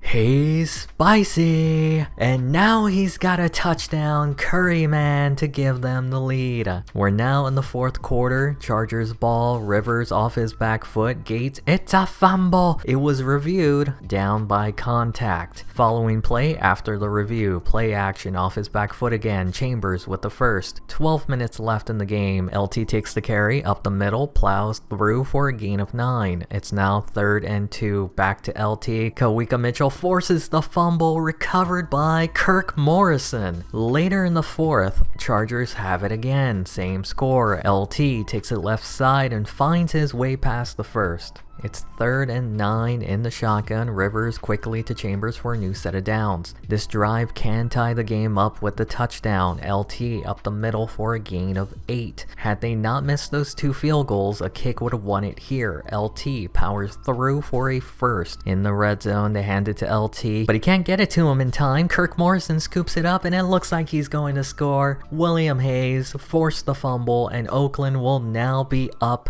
17-3. With under 3 minutes left in the game, Raiders put in their backups, but can the Chargers finish strong? They get a first to Jackson here. From the 41, second down, Rivers finds Chambers for an easy first down. They're back in Oakland territory. They've had success moving the ball, just not able to get points. Another first here. From the 31, Chargers have max protection. Rivers throws left side for a gain of 6. You might have to consider putting in the starters if they score here to the end zone, and it's picked off. Michael Huff was tired of sitting on the bench. Chargers, one last chance, a minute to go, game's pretty much over barring something crazy, and it's a fumble picked up by Orlando Scandrick, and it was reviewed down by contact. Touchdown is coming back. With 51 seconds to go, 2nd and inches, Rivers with time finds Chambers wide open, breaks the tackle and gets a couple of more on the play. 34 seconds left, protection holds up. Rivers, Chambers again for the first. From the 24, 20 seconds left, Rivers throws, Chambers again, first down. Only 7 seconds left in the game. It's pretty much over, but why not get some points to the end zone? Jackson with a spectacular catch, and that'll be the final score in the game. They are officially undefeated, 1-0 with Ken Dorsey as their quarterback. He may not have done much, but he didn't turn it over, well, more than once, and let his defense do the work. That was enough to get a win today. We'll be going into the bye week 2-2, and I wanted to show some of the things that you'll be able to do during the season. A neat feature in this game is being able to scout your opponent's tendencies. From first down to fourth down, run, pass percentages. It's cool to look at, but from my experience, means nothing. I ended up ignoring this later on. Most games don't seem to follow the tendencies. You can also keep up with how the players feel about playing for you through the year. Whether they're content or happy, you probably noticed players in contract talks. The game takes the approach of signing players during the season, which I am not a fan of. I notice a lot of what this game does would later make it in Madden 13. You know, the one that changed franchise mode for the worse. Negotiating is similar to how you would sign players in free agency. They give you multiple contract offers. They really don't vary that much from one another, and the problem I have with signing players during the season, other than players don't really sign contracts during the season, is that I can't tell if I need this player or if I have sufficient depth behind him, because it doesn't show your roster in these screens. In free agency, it showed your roster, the depth, the contract length for that position. They show you nothing here, and it's frustrating having to end contract talks, then looking at the roster to see the position, then waiting for the following week to give them an offer. At a certain point, if they were cheap, I just signed them without question because I just didn't want to waste my time looking. And then we also have an issue of cap space. I have more than enough cap space to re-sign Ken Dorsey. Problem is, the game thinks I don't. I think, and please let me know if I'm wrong, because I absolutely could be, but I think it uses this season's cap space, not next season, to determine if you have the room to sign them. So I ended up not signing a lot of the players this year due to this problem. If you haven't noticed by now, I'm not really a fan of this game. There's too many things about it that reminds me of the newer Maddens. This game is partially the reason why Madden is the way it is now. You can understand my disdain for it. Another thing that was implemented into the newer Maddens was a coaching skill tree. I've gone over the skill tree earlier in the video, but now instead of just upgrading your coach, you can upgrade every everyone, and each coach on the roster is limited to how high you can improve them, which I actually think is a nice feature since you can't hold on to a coach and just max out their stats. You'll have to look at different coaches who have higher ceilings. I know I've been negative about this game, but a positive that I think this game does really well is the scouting. There is in-season scouting. You get the option to scout any position in the draft. Within each position will be 3 more options: day 1 talent, day 2 talent, and late round talent. The reason I like it, you don't spend more than a few seconds looking at a position. It would be nice if it showed me the team's breakdown that revealed position ratings and spots that won't have players under contracts next season, similar to how NCAA did their breakdown. Either way, less time dealing with stuff within the weeks means more time playing the game. What I mean by that is doing less stuff that isn't actually impacting the game, like looking at the game plan, looking at the health and fatigue screen, listening to Adam Schefter every other second, and not being able to shut him up. This could be my bias, as I don't really like this game. I like the original head coach game. I just don't like this one. I think everything being time-based and too similar to the newer Maddens has put me off with my experience so far. Anyways, you can also see weekly awards. Morrison earned Defensive Player of the Week with his fumble return for a touchdown. I also wanted to highlight what the heck happened to Ken Dorsey. I think upgrading the coaching position also upgrades the players. Dorsey might be a result of that. This week against the Saints will be a notable one, as we'll be getting back a lot of players from injury. And Tommy Kelly is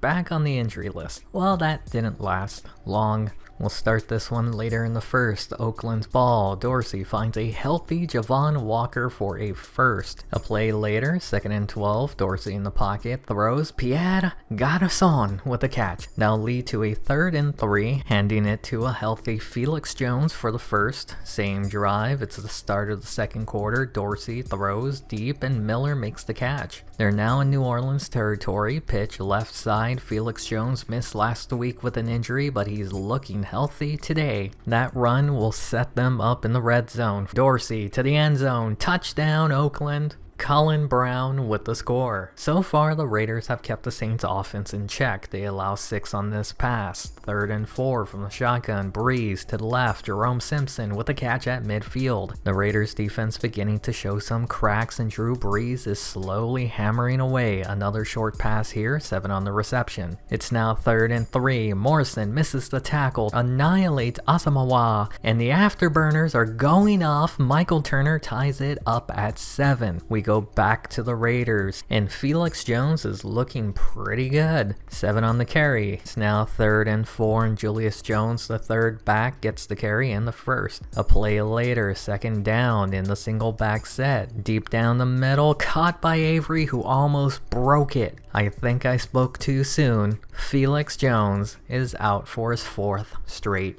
game. He has yet to finish a game he started. Same drive, 3rd and 9. Dorsey finds Avery, but stonewalled a yard short. They'll bring out Sebastian Janikowski, and he misses the 48-yard kick. Later in the game, Zach Pillar was injured. He'll also be out for the rest of the game. We're now in the 3rd quarter, score still tied. Breeze finds Jerome Simpson for a first. Another 3rd down, blitz is coming. Breeze gets it to Lance Moore for another first. The following play in the shotgun, Breeze throws to Bush for a gain of 8. They only need 2. They give it to Bush. Up the middle, makes a man miss and gets the first. In the shotgun split back, Breeze with time, Lance Moore with a catch and gets them inside the red zone. It's now the 4th quarter, 3rd down, needing 8. Breeze has plenty of time, throws, and it hits the dirt. That brings out the kicking team for the lead, and it's no good. Not a good day to be a kicker. Oakland is going to have a chance to reclaim the lead here in the 4th. Miller with a catch near the 1st. Without Felix, can they still get an inch? Julius says yes, gains 8 on the carry. It's now 2nd and 13. Deep drop back. Dorsey going down the middle. Jumping catch by Avery to get into New Orleans territory. The following play, it's a quick drop back. Throws, caught, laid out, but held on. That brings up 2nd and 4. Dorsey in the pocket with plenty of time. Throws Avery with the first near the red zone. The drive stalls out there. Janikowski looking to redeem himself, and he does. Just over 4 minutes left in the game. Can New Orleans take the lead on this drive? They need 3 for a new set of downs. Bush, he has space, the speed, but not the angle. Asamoah with the tackle. At midfield, Bush has been doing a great job, gets the carry. Michael Huff forces the fumble. Kawika Mitchell with the recovery, and that might seal the game. All they need to do is run out the clock. Julius Jones stopped a yard short. Now, if they get a first down here, it'll take it down to the 2-minute warning. 3rd down, 1 timeout for the Saints. It's a fumble! Saints recover it. It's not over yet. Still 2 minutes. Drew Brees at the helm. Anything is possible. 5 on the pass. They only need to get into field goal range to tie it, and it's tipped away by Thomas Howard. 3rd down. Brees in the pocket. Throws left side. Moore had to come back for it. He's a yard short. The game could come down to this. Bush hit hard by Thomas before he can even take a step, and that's how this game would end, and the Raiders are still undefeated, 2-0 under Ken Dorsey. One of his starting linemen, the one that got injured in this game, can't be resigned since we have no space, apparently. But we did have space for Jake Grove, and to be honest, he's basically playing for peanuts with these offers. No brainer to bring him back, even if it's depth, though he was currently starting due to the rookie Leichensteiger being injured. I Am the Law is not going to be returning. Unfortunately, I can't end contract talks, so he's going to continue to ask for a new contract every week, and I'm going to keep saying no, which will bring down his approval of me every time, which I guess makes sense. We were healthy going into the Saints game, but as you can see, we're hurt again. They all should, besides Buddy Jackson, be available for this coming week. To add to that news, we're on top, baby! We're leading the division. Who saw that coming? We have another contract negotiation. Stussy was only a stopgap player. He's also 36 at the end of the year. He gone. Chris Johnson, he's the 4th corner on the depth. I looked into what he wanted. How can we sign him but not Dorsey or Pillar? Either way, at the end of the year, he gone. Undrafted rookie free agent Orlando Scandrick. He wanted peanuts? Of course, he's coming back. Lastly, backup free safety Hiram Eugene. We can find someone better at the end of the year. He gone. We're getting closer to the midway point of the season. The 6th game of the year will be at home against the Jets. Let's jump right into it. Raiders ball. Ken Dorsey finds Donnie Avery for the first. A play later, 2nd and 12. Dorsey in the pocket. Throws over the middle. Mercedes Lewis with the catch but can't get the first. 3rd and 1 to give it to the first round bust. And, well, he's not shaking that label with a play like that. There was a penalty holding on the offense, and surprisingly, the Jets accepted it. Now make it 3rd and 11, giving them another chance to get the first. Finds Higgins to get across the markers. Now 3rd and 12. They got 11 last time, going to Higgins. Why not go to him again? It's been all Dorsey slicing up this defense. Another drop back throws. Javon Walker with the catch. 3rd and 1. Give it to the rookie, right? No, let Dorsey rumble and bumble his way on a rollout to the end zone, and it's Miller time. They call it a catch and the touchdown. We're skipping to later in the first. Jets can't muster any offense, and the punter rockets this ball for 18 yards. That puts the Raiders in great field position, and on the final play of the quarter, Javon Walker almost breaks away. We're now in the 2nd quarter. 2nd down. Dorsey throws a short one to Felix Jones, the rookie, who gets laid out by the island. It's a fumble. Scooped up by David Harris. Can he outrun the defense? They're on his backside inside the 10, and they're not going to get him. Touchdown New York, and it's all tied up at 7. Can Oakland reclaim the lead? They take it outside, and Felix Jones wants to redeem himself for that fumble. Injury update, Corey Leichensteiger is out again. I see why he fell to the 3rd round. It's now 3rd and 5, same drive. Dorsey moving on the logo, throws. Mercedes Mercedes Lewis with a catch. Something I haven't talked about much, this offensive line, they give up sacks. They've allowed more sacks on Dorsey than they ever did with Russell. It's like they're not even blocking. And that would lead to a punt from Oakland. Would have been a 48-yard field goal. Instead, they pinned the Jets inside the 15. They wouldn't do anything with it, punting it back to the Raiders. Orlando Scandrick will be on the return, fielded from the 47, takes it to the sideline, avoids a tackle, and gets knocked down at the 36. After the punt, toss, left side, Felix gets a block, has space, cuts back inside for a gain of 7. 2nd and 3, up the middle, spin move. Felix gets the first down at the 22. Just outside the red zone, pressure, Dorsey throws, Avery with a catch. It's now 3rd and 2. They don't run it. Pierre got us on for the first. 3rd and goal, Dorsey with time into the end zone and dropped by Higgins. A defining moment has come up. Do you go for it or take the points? Obviously, you have to take the points, right? Well, that's if you can get them. Janikowski misses wide left. That's going to give the Jets just over 90 seconds to score. Clemens finds Brad Smith down the middle for a big gain. From the 42, plenty of time left. Clemens throws, has Lavernius Coles for another first. They're now in Oakland territory with a minute to go. Clemens to Smith again for a first. Just outside the red zone, they give it to Leon Washington, who finds a hole and takes it inside the 15. From the 13-yard line, they have plenty of time to the end zone. Lavernius caught but out of bounds. Injury update, Tommy Kelly is out again. It's now 2nd down from the 13. Avoids a sack to the end zone. Touchdown, New York. What a play. With that touchdown, it'll give the Jets a 6-point lead. We're now at the start of the second half. Jets can extend their lead. Clemens going deep left side finds Jericho Cotchery for a big play. Guess who's injured again? Yup. Javon Walker. He was a nice addition for like a week. Near midfield, they give it to Leon Washington up the middle for a gain of 5. They're now in Oakland territory. Clemens with all day to throw down the middle. Brad Smith again for a first. The drive did fizzle out there. This field goal to make it a 2-score lead. Jets up 16-7. There's still plenty of time. Oakland doesn't need to panic just yet. Miller with a catch. The following play in the shotgun. Dorsey with plenty of time. A lot of time. Too much time. Going deep. I think that was the only option, and Colin Brown comes down with it. They couldn't do anything in the red zone, but they did manage to get 3 points. It's a touchdown game again. Later in the 3rd, same score. Oakland has it again. Dorsey finds Pierre Garçon for the first. The next play, Dorsey in the pocket throws. Brown talk to the hand. Could have had a first. Instead, 9 on the play. It's 2nd and 1. They go to Felix. Breaks a tackle. Has a blocker. Jukes Casper, and look at him go inside the 20.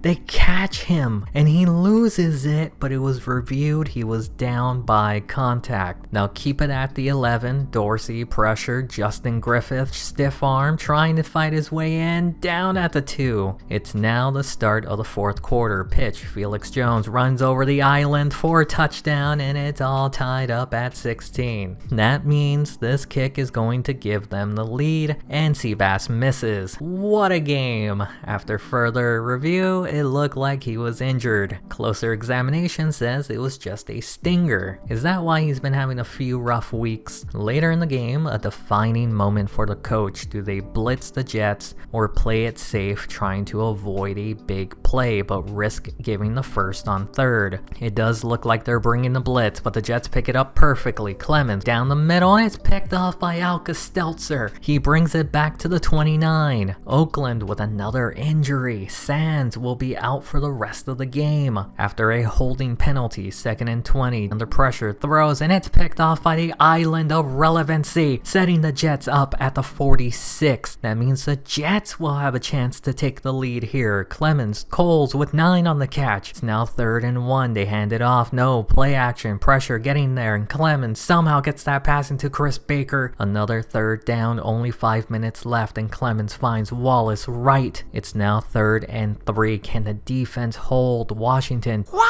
tackled at the 1. 1st and goal. They give it to Washington, but he's stonewalled by Asamoah. 2nd and goal from the 4. They give it to Wally Lundy, but he loses a yard on the play. It's now 3rd and goal from the 5, and Kirk Morrison makes the play in the backfield. That forces the Jets to a 25-yard kick, and that's no good! The Raiders will have 3 minutes left in the game to win it. Pierre Garçon with a catch in the 1st. There's now 2 minutes left. 3rd and 7 down the middle. Miller manages to get the 1st. They go no huddle, somehow avoids that sack. Dorsey going deep. Avery with a catch on the island of irrelevancy. At this point, you run the clock and kick a field goal. Felix finds a hole and gets the 1st. He actually finished the game. That brings out the kicker, Shane Leckler, not Janikowski. The kick is good. The Raiders are now 3-0 under Ken Dorsey. Before we go straight to week 8, we're too poor to sign Nnamdi Asamoah. I still don't understand how the cap works, but it's okay. Another person who needed a new contract, Carlisle. He wanted peanuts. He's coming back next season. Nelson Lane also needed a new contract. They gave him peanuts to return. We're getting closer to the midway point, and for week 8, we'll be taking on the Baltimore Ravens. We'll start this game with the Ravens and Kyle Bowler. I hardly know her. Finds Derek Mason for 20. What a way to start the game. 3rd and 12. Bowler has all day to throw. He finds Derek Burgess for an interception. Did you know that the Raiders are 3-0 under Ken Dorsey? Ed Reed getting the ball back for the Ravens. Later in the 1st, Ravens have the ball, but it's a fumble. Ray Lewis takes it back. The ensuing Ravens drive. PJ Daniels takes it outside, and that's a fumble. Recovered by returning D'Angelo Hall. Can someone do something? Dorsey off his back foot. Avery with a spectacular catch. Avery has been a good 1st-round pick, and so has Felix Jones when he's available. It's now 2nd and 10. Ravens bring the blitz. Dorsey gets it out. Miller's wide open for the 1st and gets him into the red zone. The very next play, Dorsey drops back in the pocket to the end zone, and it's picked off by who else? Ed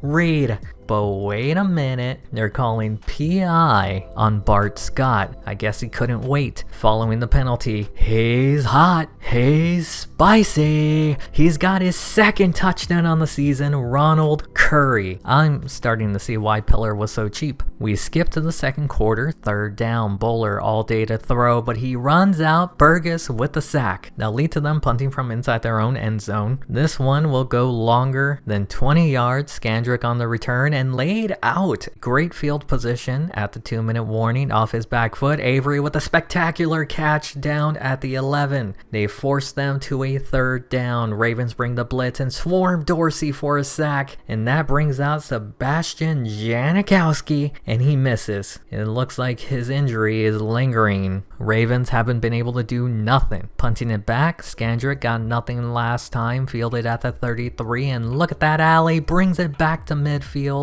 Still plenty of time left to get into field goal range. Miller with a catch gets the 1st, brought down at the 36. Next play, Dorsey rolls out like a herd of turtles and finds Miller met at the sticks, and they give him the 1st. They run the clock down, bringing out Janikowski for a 43-yard kick, and he makes it this time. Raiders up 10-0. We start the 2nd half with the Raiders looking to add to their score. Dorsey finds Avery to get to the 45. It's now 3rd down. Ravens bring the blitz, picked up well. Pierre Garçon with a spectacular catch. Following the play, Dorsey quick drop back, throws. Miller with 5 on the play. Next play, Dorsey turns his back to the defense, turns back around, finds Colin Brown for the 1st. Last week, Felix Jones finished his 1st full game, gets carried by the defense for a gain of 7. They're now in the shotgun, spreading out the defense. Dorsey finds Higgins to get inside the 10. 1st and goal from the 9. Ravens bring pressure. Griffith with the catch, breaks the tackle, and he's the master of just coming up short. From the 3-yard line to go to Jones, and he's met in the backfield. Loss of 2. 3rd and goal. Can the defense make a stop? Julius makes a man miss. Stiff armed, but can't shake off Ray Lewis. A big decision here. Do you make it a 3-possession game or lead by 13. They're going for it. From the shotgun, Dorsey laid out, incomplete, turnover on downs. Now's the time for the Ravens to kick it into an extra gear. They run it to get out of their own end zone. Now 3rd and 2, play action. Bowler throws off his back foot, caught by Demetrius Williams. The third quarter is almost over. Play action. Raiders bite. Heap is in the flat, has space, and hit hard by Asamoah, and they call face mask on him. I don't know about that, Jim. We're now in the 4th quarter, same drive. Bowler is taking off with it. Defender does nothing and gives up the first. Now 2nd and 6, they bring the blitz. He gets it out quickly. Mason with a catch and inside the red zone. The following play from the 15. Tommy Kelly gets to Bowler before he can hand it off. They're now at the 19. Burgess comes in clean for the sack. That pushes them back to the 25. 3rd down, pressure's getting there. Where's the blocking? 3 straight negative plays.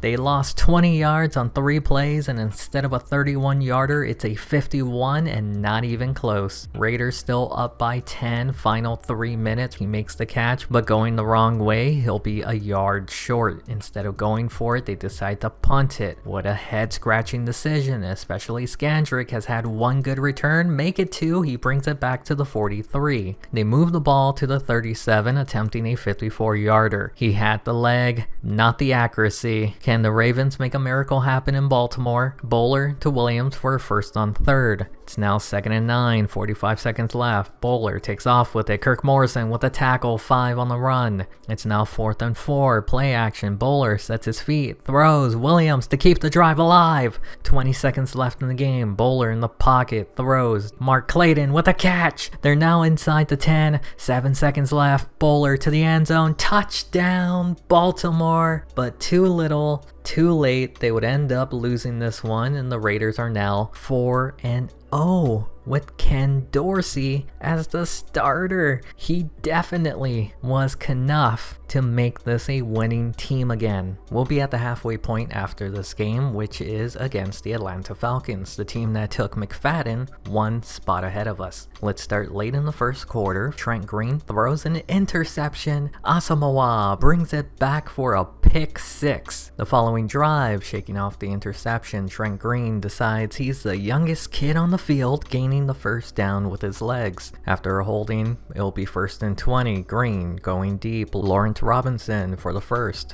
The next play in Oakland territory, McFadden, making the Raiders wish they had him, gains the 1st on the carry. We're now in the 2nd quarter. A penalty gives them a free 5 yards. McFadden gives them another 3. 2nd and 2, they don't run it. Green with all day to throw. Roddy White on the drag, breaks the tackle inside the red zone, down at the 15. 2 tight ends on the field. The Raiders bring the blitz. Green gets it out. White breaks a tackle down at the 2. 1st and goal. McFadden, it doesn't even get to him. From the 5, McFadden makes a move and down at the 1. 3rd and goal from the 1, and Kelly gets to him before the handoff. The Falcons kick the field goal. Baronis gets them their 1st points. We're now in the final 2 minutes of the half. Falcons ball. Green with all day to throw down the middle, and it's picked off by Thomas Howard. Now Oakland has really great field position. Ken Dorsey finds Miller for a gain of 8. Following play, deep drop back. Dorsey to Miller again, holds on for the 1st. Less than a minute left in the half. Another deep drop back, and it's picked off by Leotis McClevin. Falcons get another crack at the lead before half. Green over the middle, Joe Horn with a catch. There's only 45 seconds left in the half. Green going down the middle again, Joe Horn again at the 22. There's plenty of time, no need to rush. Gets laid out by Kawika Mitchell. They rush back to the line, 2nd and 15. They still have 1 timeout left. Lamar Nayland with the catch. 13 seconds left in the half to the end zone, and it's picked off by Michael Huff. That's not what they wanted to do. Oakland keeps the lead. Some bad news for the Raiders though. Derek Burgess will be out for the rest of the game. We're now in the 2nd half. Falcons ball, 1st and 20. Green finds Horn. I think he might be his favorite target. 2nd and 1, they give it to McFadden, left side, and he's fast. Gets it to the 45. Near midfield, it's 2nd down. Green throws left side and caught for a gain of 7. They need 1. They went to McFadden last time. This time it's picked off by Alka Stelzer. That gives Oakland half a field to work with. Finds Javon Walker for a big play. It's now 3rd and 6. Same drive. Dorsey with time finds Javon Walker for the 1st.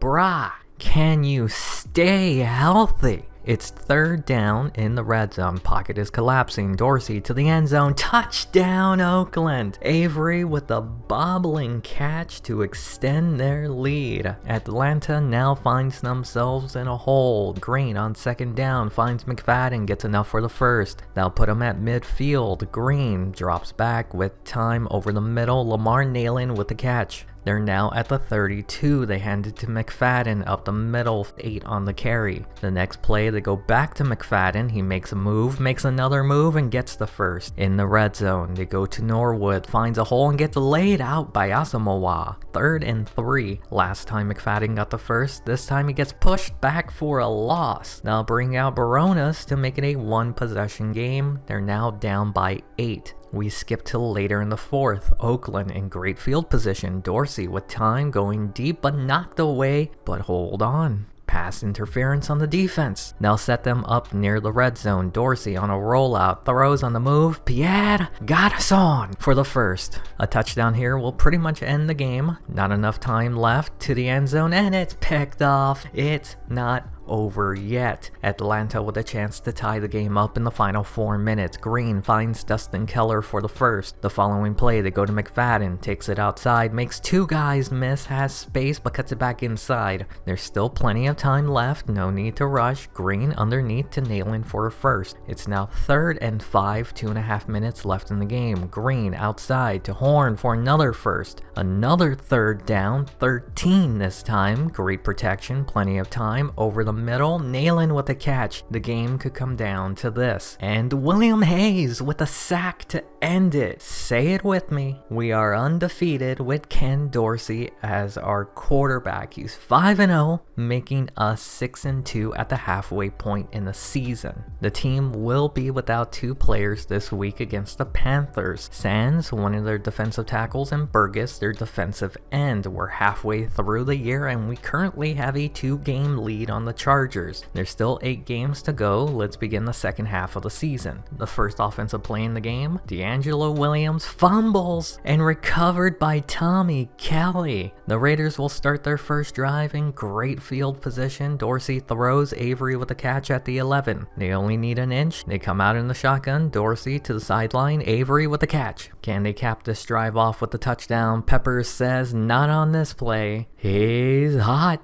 He's spicy. He tastes great. Curry with his 3rd touchdown catch in the season. Let's try this again for Carolina. D'Angelo Williams, and it's a fumble. Back-to-back fumbles. Once again. Oakland gets it in great field position. Down the middle, Javon Walker with the catch. From the 4-yard line to give it to the bust, to Felix Jones, and he makes it 14-0 Raiders. It's now later in the first. Carolina trying to be more careful with the ball. They'll home to Muhammad for 9. 2nd and 1, they pitch to Williams. He's fumbled twice already. Gets a block, already has the first, down at the 50. Next play, Raiders bring the blitz. They'll home off his back foot. Muhammad with the catch. A play later, 2nd and 12, Del Home rolls out, and I think we know who his favorite target is. It's now the start of the second quarter. Pitch. Williams has space, a gain of 6 on the carry. 2nd and 4, free rusher gets it out for the first, but short of the end zone. Daylight comes, and I want to Del Home for the touchdown, and it's a 7-point game. Carolina would get the ball back. They're recovering from the early turnovers. Harry Douglas with the catch. It's now 3rd and 8 on the drive. Del Home is picked off by Nnamdi Asomugha. They already had 14 points off of turnovers, and on the first play, they're going to make it 21. Avery takes it 42 yards, 21-7 Raiders. Let's skip to the second half. Score still the same. 3rd down. Dorsey on the move. Throws. Caught by Miller to extend the drive. It's now 2nd down. On the drive, Dorsey on the move. Throws off balance. Pierre got us on for the first. You know, it was nice having them healthy for a few weeks. It's now 3rd and 13. Same drive. Throws. Javon Walker with the catch, tackled past the sticks. Another 3rd down on the drive, this time at the 19. Brown with the catch. They're now at the 7. It's been all Dorsey on this drive to the end zone. Avery has his 2nd touchdown in the game. It's 28-7. Carolina needs to score on this drive. Tackled beyond the sticks, but they say he's short. Well, I mean, he is short, but they're saying 4th and inches. They punted away Orlando Scandrick on the return, and already great field position for the Raiders. He gets it to midfield. It's 3rd and 11. Carolina needs to force a stop here and get the ball back. Javon Walker with the first. 2nd and 4 on the drive. Time is running out for the Panthers. All day to throw. Dorsey finds Avery for the first. This might be the final play of the 3rd quarter. Dorsey in the pocket. Throws, and it's Miller time. That's the 4th touchdown for Ken Dorsey. I don't even need to show you the 4th quarter. Raiders won 38-14. The final touchdown for Carolina coming in the final minute against the backups. Say it with me. The Raiders are undefeated with Ken Dorsey as the quarterback. He's now 6-0 and the Raiders are 7-2. They'll be without Felix Jones for the next month. He will be healthy for the final few weeks of the season. Jay Richardson, on the other hand, will not. I put him on IR. His replacement will be a returning Tyler Braden. He was on the team last season but wasn't re-signed. You should know the team. The starter is going to be Nayal Wright. The undrafted free agent rookie is making a name for himself. Another player who's most likely done for the season, Stussy. On brighter news, we still maintain our 2-game lead on the Chargers. We'll see if it can extend it and clinch a non-losing season against the Miami Dolphins this week. The first offensive play in this one goes to Oakland. Ken Dorsey to Javon Walker. When he's healthy, he's had a huge impact in the receiving game. Dorsey to Pierre Garçon, tackled near the first. Needing an inch, they give it to Julius Jones, takes it outside, and if he didn't juke, he'd probably have a touchdown. It's now 3rd and 13. Dolphins bring the blitz. It's picked up perfectly. Dorsey finds Javon Walker for the first. I told you he had a huge impact on the team. Dorsey down the middle, Miller with the catch. On 3rd and 3, play action, defense bites, throws off balance. Mercedes Lewis tackled a yard short of the touchdown. On 1st and goal, they go to Julius Jones and he's tackled in the backfield. On 2nd and goal, from the 4, back to Jones and he maybe gets a yard on the play. It's 3rd and goal. Can the defense make the stop?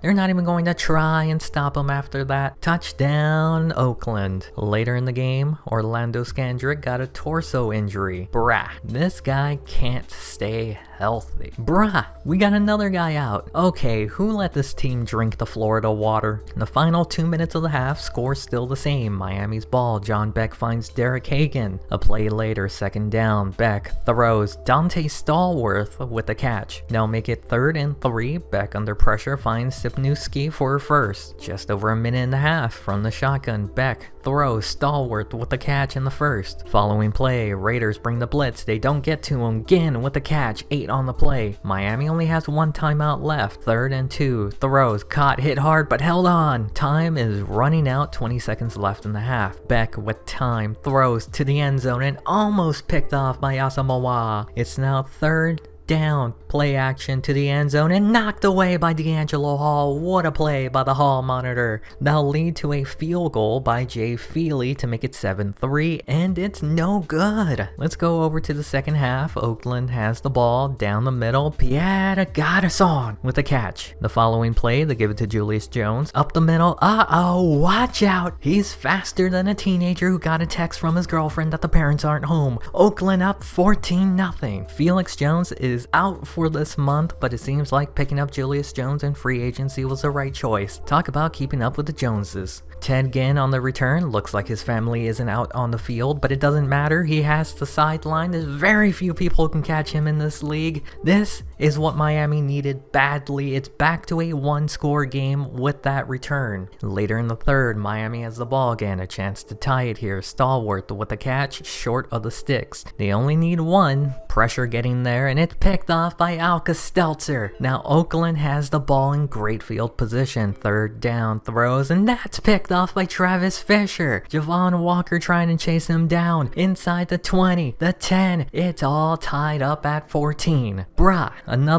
it's all falling apart. Let's skip to the 4th quarter. Oakland's ball runs over a defender and laid out. It's still tied at 14. Following play, Dorsey finds Avery for the first. There's only half a quarter remaining in the game. Dorsey has time, protections holding up. He's going deep. He had it, lost it. But wait a minute, they call PI rely on the defense. It'll be at the 12. Dolphins bring the blitz. Raiders pick it up to the end zone. Javon Walker for the lead. The Miami Dolphins haven't been able to do much today. Ronnie Brown with the carry gets brought down almost like a face mask. 2nd and 4, 5 minutes left. Beck throws, caught, holds on. It's now 3rd and 4, 4 minutes left. Beck throws, caught, breaks the tackle, and gets enough for the first. Another 3rd down, needing 14. Back to the flat. Brown jukes. I don't know what the heck that was. That's going to force a punt. 20 yards is too long to go for it. They'll try to get a stop with their defense. D'Angelo Hall on the return brought back to the 24. 3 minutes left in the game. A first down doesn't end it here, but Jones isn't making it easy. 2nd down, they go back to Jones up the middle. That'll hit the 2-minute warning. Miami has one more timeout. They need to stop them here, and they give it up. That's the game. You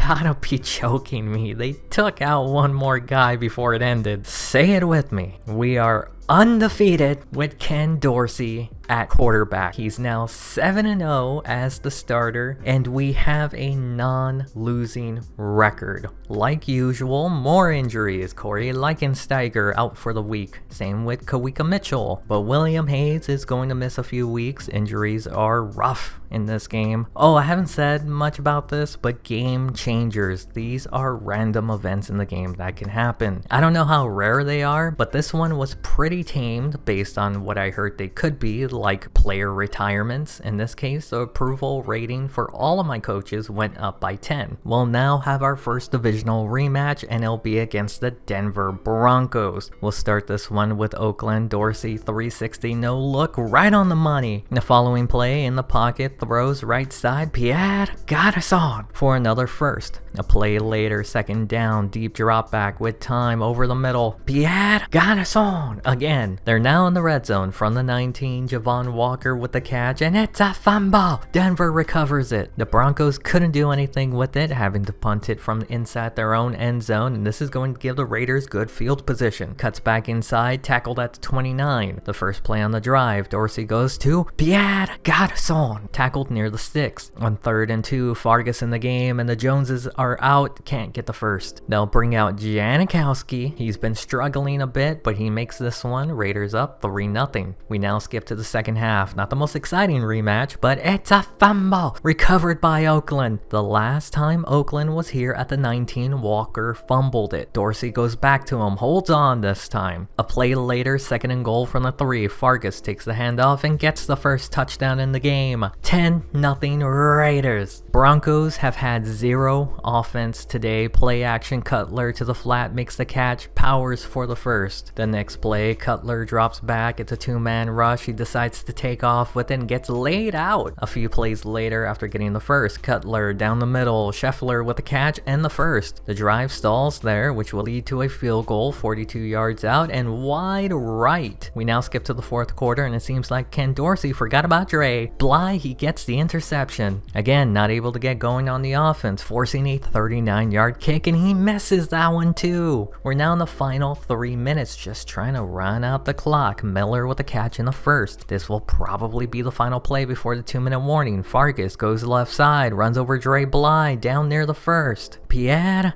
got us on will be out for the final minutes of this game. There was also a penalty on the play, face mask. I don't know about that, Jim. They'll push them near the red zone. They give it to Fargas on 3rd down, and he's tackled behind the line. Sebastian Janikowski will come out to make it a 2-touchdown game with this kick. With just over a minute, can the offense get something going? Picked off by D'Angelo Hall, and now seal the shutout. And say it with me, we're still undefeated with Ken Dorsey at quarterback. He's now 8-0, and we're now guaranteed a winning record at 9-2. With 5 games left in the season, the Raiders now have a 3-game lead in the division. We also brought back Sam Williams as depth for the outside linebacker position. He's not peanuts cheap, but trail mix cheap. They'll now be having their second divisional rematch, this one against the Kansas City Chiefs. We'll start this one in the first. Raiders ball, Dorsey going deep, Walker makes the catch, and Lichtensteiger is out. What else is new? And the drive wouldn't go much further. Seabass out there, 49 yards, no good. We skip to the second quarter. Oakland's got the ball again, third down, Dorsey to Colin Brown, who's trying to break away but doesn't have the speed. Same drive, third down again, needing 9, Dorsey going to Avery, and he gets him everything. Raiders now up 7-0. After a 3-and-out from Kansas City, Oakland has it, and Julius Jones is healthy again. The following play, they go back to Jones up the middle and gains 5 on the carry. The next play, second down, and the offensive line looks dominant. Dorsey deep, caught by Miller. From the 12, Dorsey in the pocket looks frantic, throws to the end zone, and it's picked off. Chiefs once again going 3-and-out. Offense can't do much, punting it back to Oakland, tackled at the 42. First play after the punt, Dorsey on the logo going deep. Avery makes the catch inside the red zone. 30 seconds left in the half. Second down, Dorsey to the end zone. And it's Miller time. They're now up 14-0. We're now in the second half. Kansas City hasn't done much offensively. Heward finds Andre Ball for first. A play later, 2nd and 5. They hand it to Johnson, falls forward for 4. 3rd and inches. They give it to Johnson. Nope. Instead, they throw it in traffic, and somehow it works.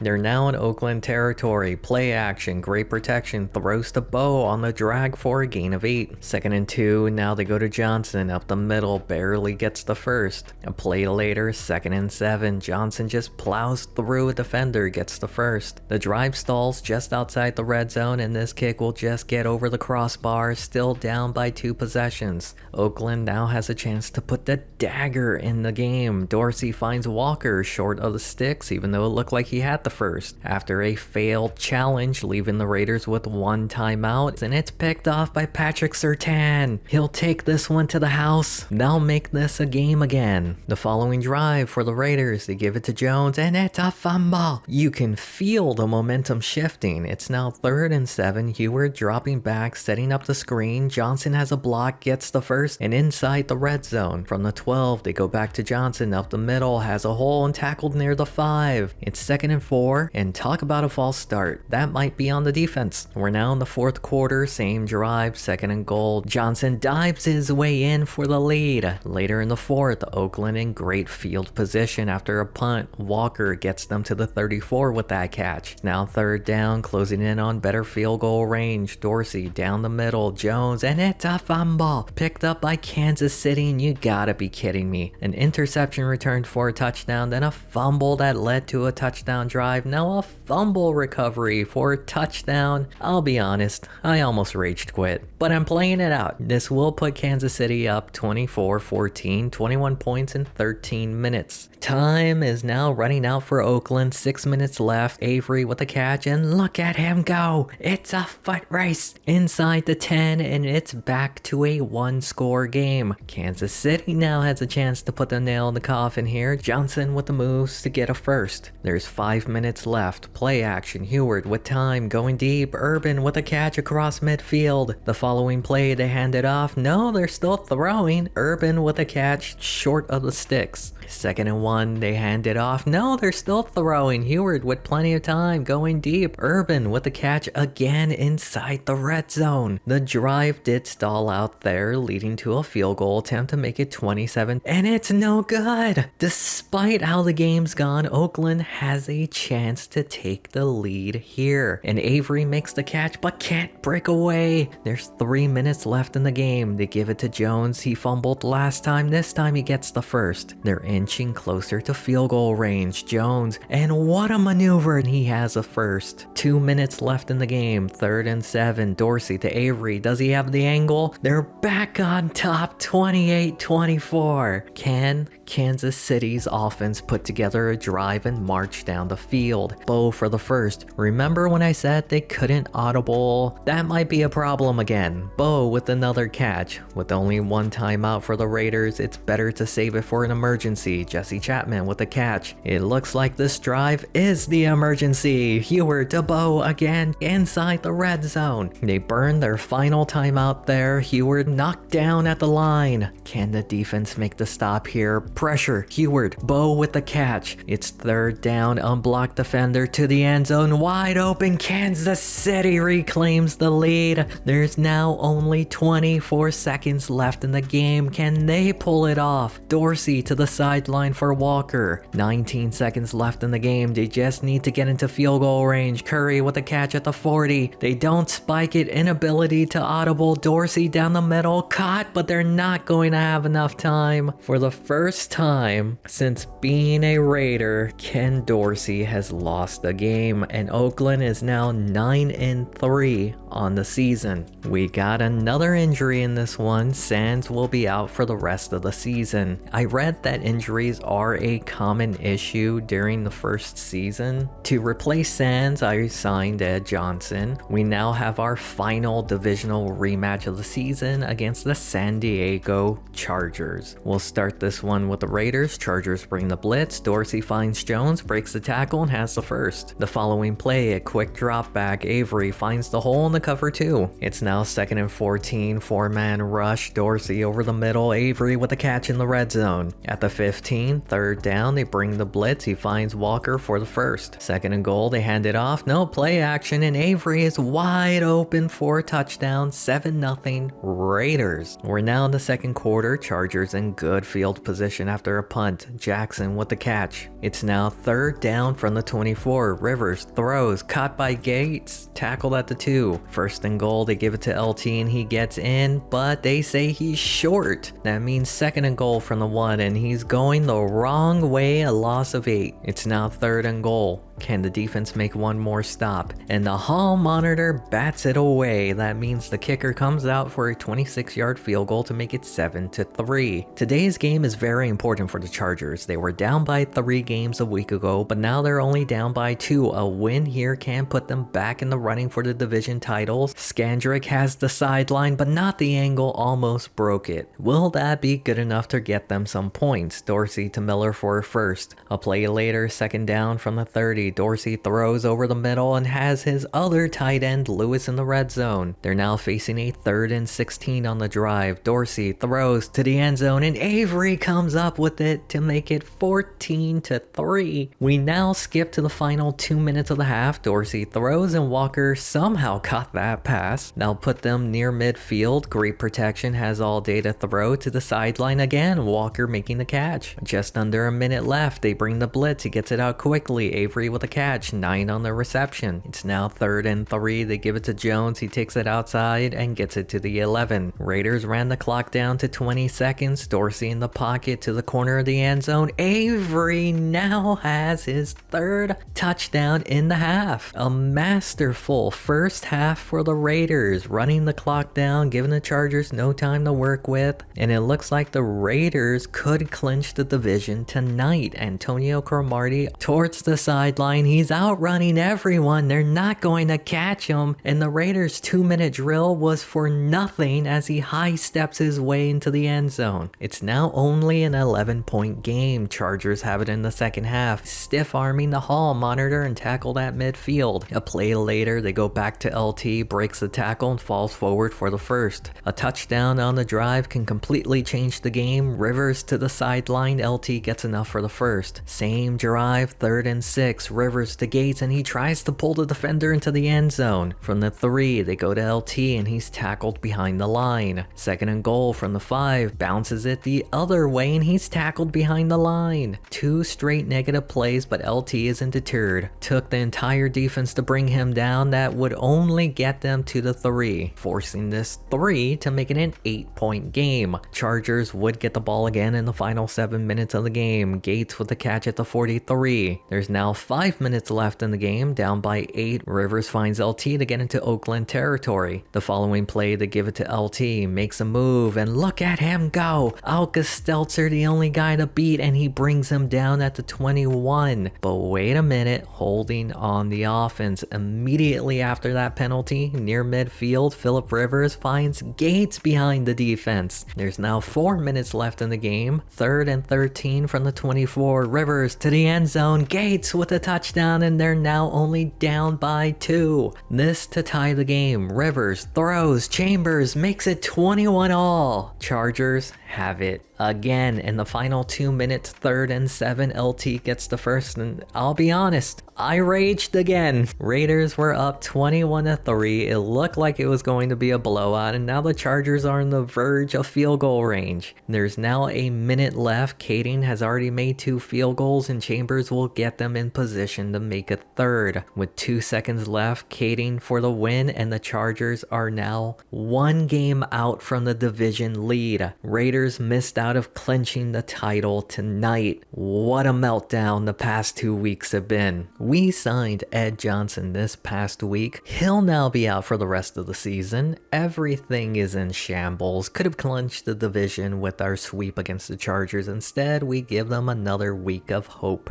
While we take on one of the best teams in the NFL, the New England Patriots, will start this one with the Raiders on offense. Dorsey in the pocket finds Miller for a first. It's now 3rd down. Patriots bring the blitz. Dorsey gets it to Avery to extend the drive. A healthy Felix Jones is back in the lineup. He takes it right side. What a hit! Felix Jones, you got barbecue back there and you didn't invite me? Hurt my feelings. Patriots up 7-0. With the return of Felix, there had to have been an injury that offset it, and that was Javon Walker, of course. On the return will be D'Angelo Hall. Squeezes through the defenders past the 40, the 50, trying to get past the kicker. Brewski chasing from behind, and he'll high step his way in to tie it at 7. After a face mask on the following kick, Patriots have it in good position on 3rd down. Jacob Hester gets them the first. 2nd and 12, play action, pressure getting there. Brady to Welker for the first. 2nd down, Brady quickly to Welker to get into the red zone. It's now 3rd and 5. Brady throws. Welker, he tries to get in, but it's a fumble recovered by New England. They'll force them to kick this chip shot to go back up 10-7. We're now in the 2nd quarter. Patriots have it again. Brady over the middle. David Thomas with the catch. Same drive. 2nd down. Brady to Deshaun Jackson for the first. The following play action, Brady on the move, throws. Hester with the catch, makes a business move. They only need a yard. They don't run it. Going deep, Moss with the catch in the red zone. 2nd down from the 14. Brady throws. Moss with the catch down at the 2.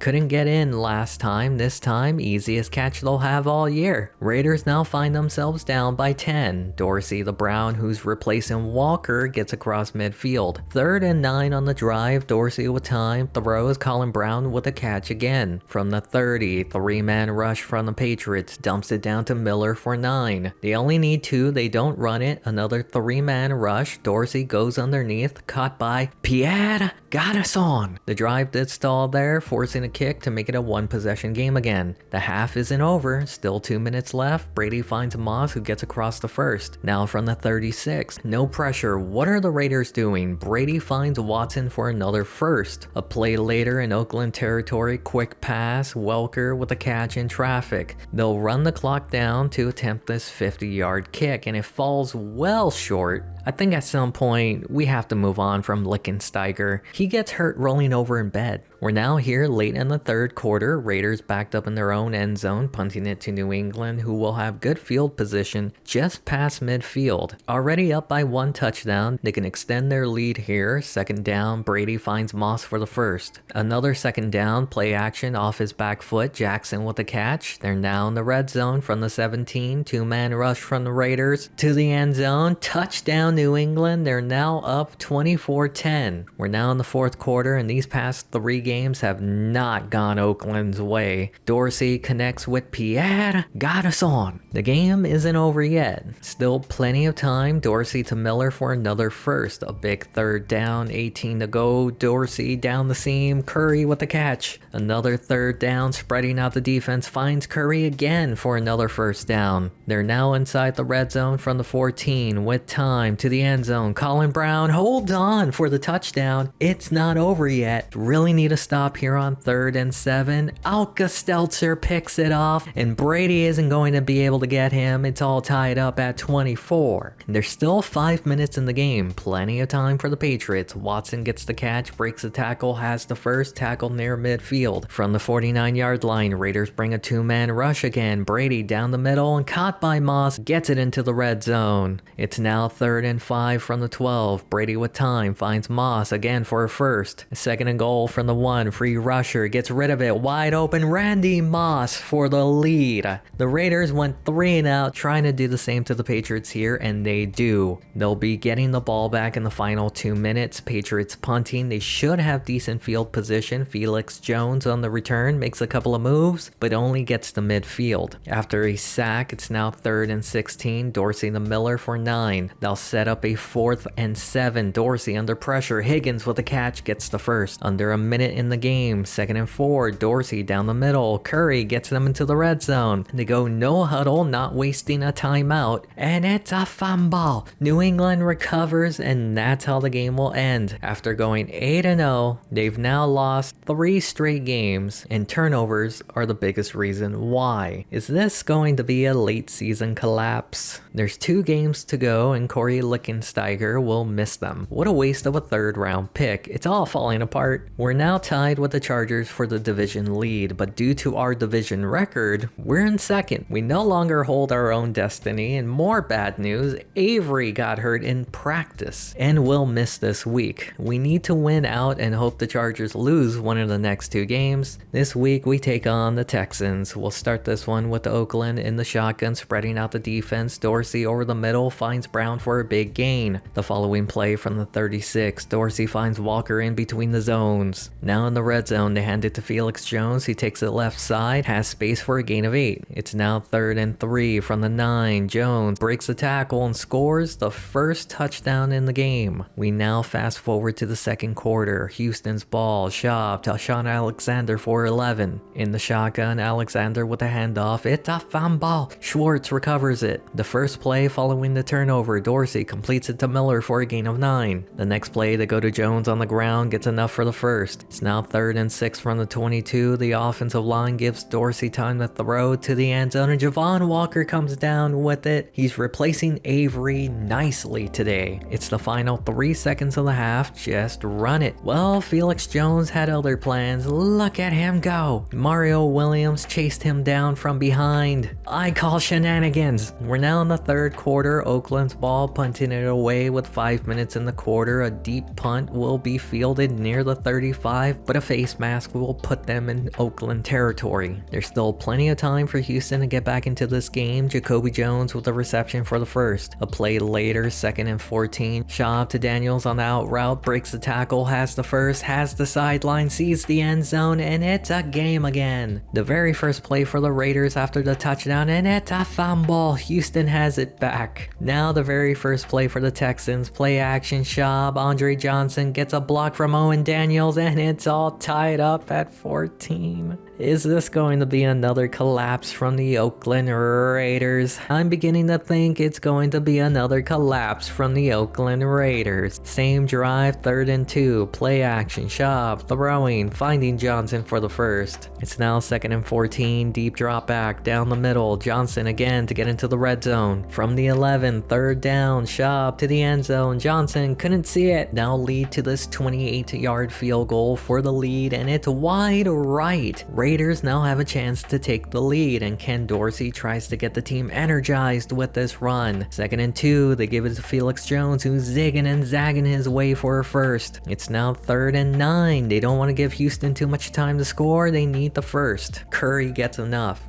From the 41, Dorsey drops back, throws in between the zones, Walker with the catch. 3 minutes left in the game, they give it to Jones, takes it outside, but is slowed down by Williams short of the first. 3rd and 2, they pitch it to Jones, tries to get something, gets nothing. That'll lead to a 50-yard field goal attempt. He has the leg, but it's wide left. They only need 30 yards to get into field goal position. Schaub throws and they get 20 of it there. There's 90 seconds left in the game. They give it to Alexander. He takes it outside. No one is there. He has the first, tackled outside the red zone. The game isn't entirely over for Oakland. They have 2 timeouts and 55 seconds to work with. This kick to give Houston the lead in the final minute. He misses it again. We're now in overtime. 2nd time this season. Spin move. Jones with the carry for 8. 3rd and 2, they go back to Jones. He has a hole. He has a block. Angles back to the outside, but caught at the 43. The following play, Dorsey drops back, throws, caught by Miller for the first, downed at the 32. They're inching into field goal range. Dorsey takes off with it on his own broken play and gets a positive. The next play, they give it to Jones up the middle, bounces off his lineman, sneaks past the defender for a first. They decide that's close enough. Janikowski for the win, and Oakland's won their 10th game of the season this year, and the division title isn't San Diego's just yet.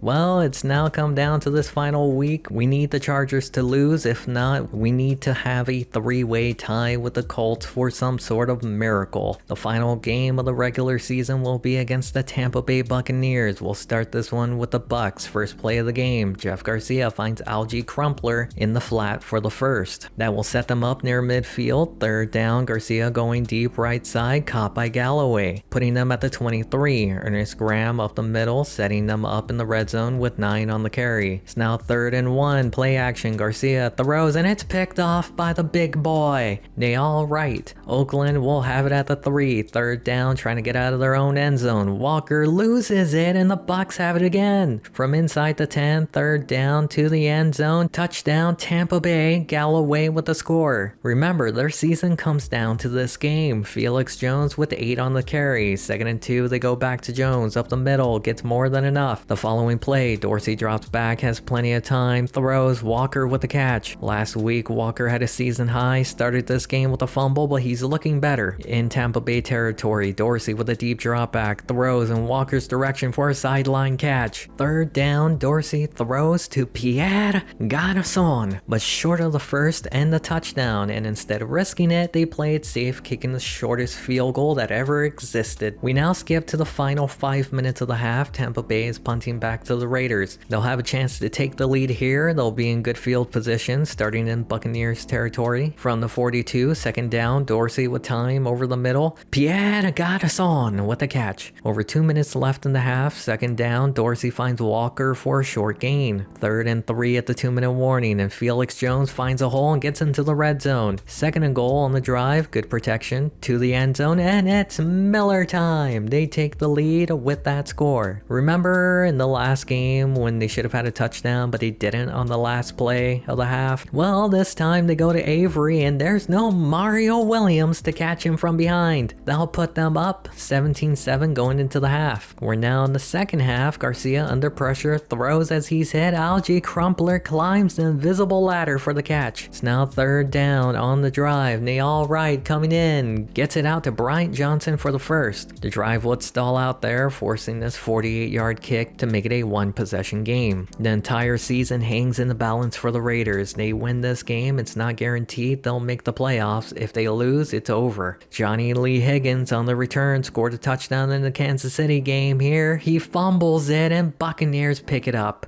They'll set them up just inside the red zone. Garcia throws, caught by Bryant inside the 5. The following play, they give to Graham, takes it outside, fights his way in to make it a tied game. We now skip to the 4th quarter. Tampa's ball still tied. Garcia finds Johnson for the first. It's now 3rd and 8 under 4 minutes left. The Raiders need a stop here. Johnson short of the first. The Bucs are going to go for it. 4th and 2, and they convert. Galloway with the catch. You can feel the season slipping away from from the Raiders as Graham carries this for a gain of 9. There's 3 minutes left in the game as Garcia is picked off by Schwartz. They don't have the angle on him. They're not going to catch up to him either. The season isn't over yet. Raiders up 24-17. Now the Bucs season is slipping away. We'll see if they can tie it back up on this drive. Graham powers through for a first down. 3rd and 3 on the drive at the 2-minute warning. Garcia decides to take off with it, but he's tackled short. To keep the game alive, they hand it to Graham and he easily gets the first and more. Near midfield, Garcia dropped back, has time to the sideline. Alex Smith with a catch. They're now at the 27, over a minute left in the game. Garcia throws and it's picked off by the Hall monitor. D'Angelo Hall has the speed. He's returned the kick return for a touchdown this season. Now he'll have an interception for one. Now effectively end the game. 31-17. Or will it? Tampa Bay not going out without a fight. Garcia to Galloway to get across the first, tackled near midfield. The following play from the 47, Garcia with time, moves, throws, going deep. Johnson makes the catch. They're now inside the 10. Garcia to the corner. Galloway makes a spectacular catch. It's not over yet. The Raiders don't even come out with their onside formation, but they still manage to recover it. Now it's over. Now they won. But the question is,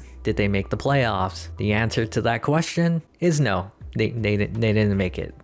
Imagine winning 8 straight games, going 11-5 and missing out because 2 teams decided to go 15-1 and both wildcard teams went 12-4. I think it was the right choice to abandon the JaMarcus Russell experiment because Ken Dorsey was just too good. He was safe with the ball. I can't say the same about Russell. I also learned that running is something you can't really do in this game no matter how good your back is. Trust me, there were a lot of bad runs on both sides of the ball. I do think I did a good job picking up weapons with Avery, Walker, and Garrison. They contributed a lot to the passing game, but drops were ridiculous in this game. Thomas Howard led the team in tackles. Burgess had 16 sacks, though many of them he just wasn't blocked. Stelz led the team in interceptions. He was a fantastic draft pick. Nnamdi Asomugha and Kawika Mitchell were extremely good at forcing fumbles, while kicking in this game is really hit or miss. We won a few games thanks to how bad it was. You can see your season recap, but it only shows your approval rating. Wild to me how much it can change in a matter of weeks. These fans are fickle. You can also see your season stat leaders, which is nice to the eyes, but I do like seeing the entire roster stats. Either way, still nice to have. I don't think I'll do a second season, but if I do, should I stay with the Raiders, find a new team, or just end it here? I did make a save prior to this because I wanted to see how it would let me decide what teams would be available for me. We got the Bears, Dolphins, Falcons, and Jets. That's it for the video. A full season of NFL Head Coach 09. I did enjoy some of it, and I'm willing to give it a second chance if you all would want to see a second season. I'll see you all in the next video.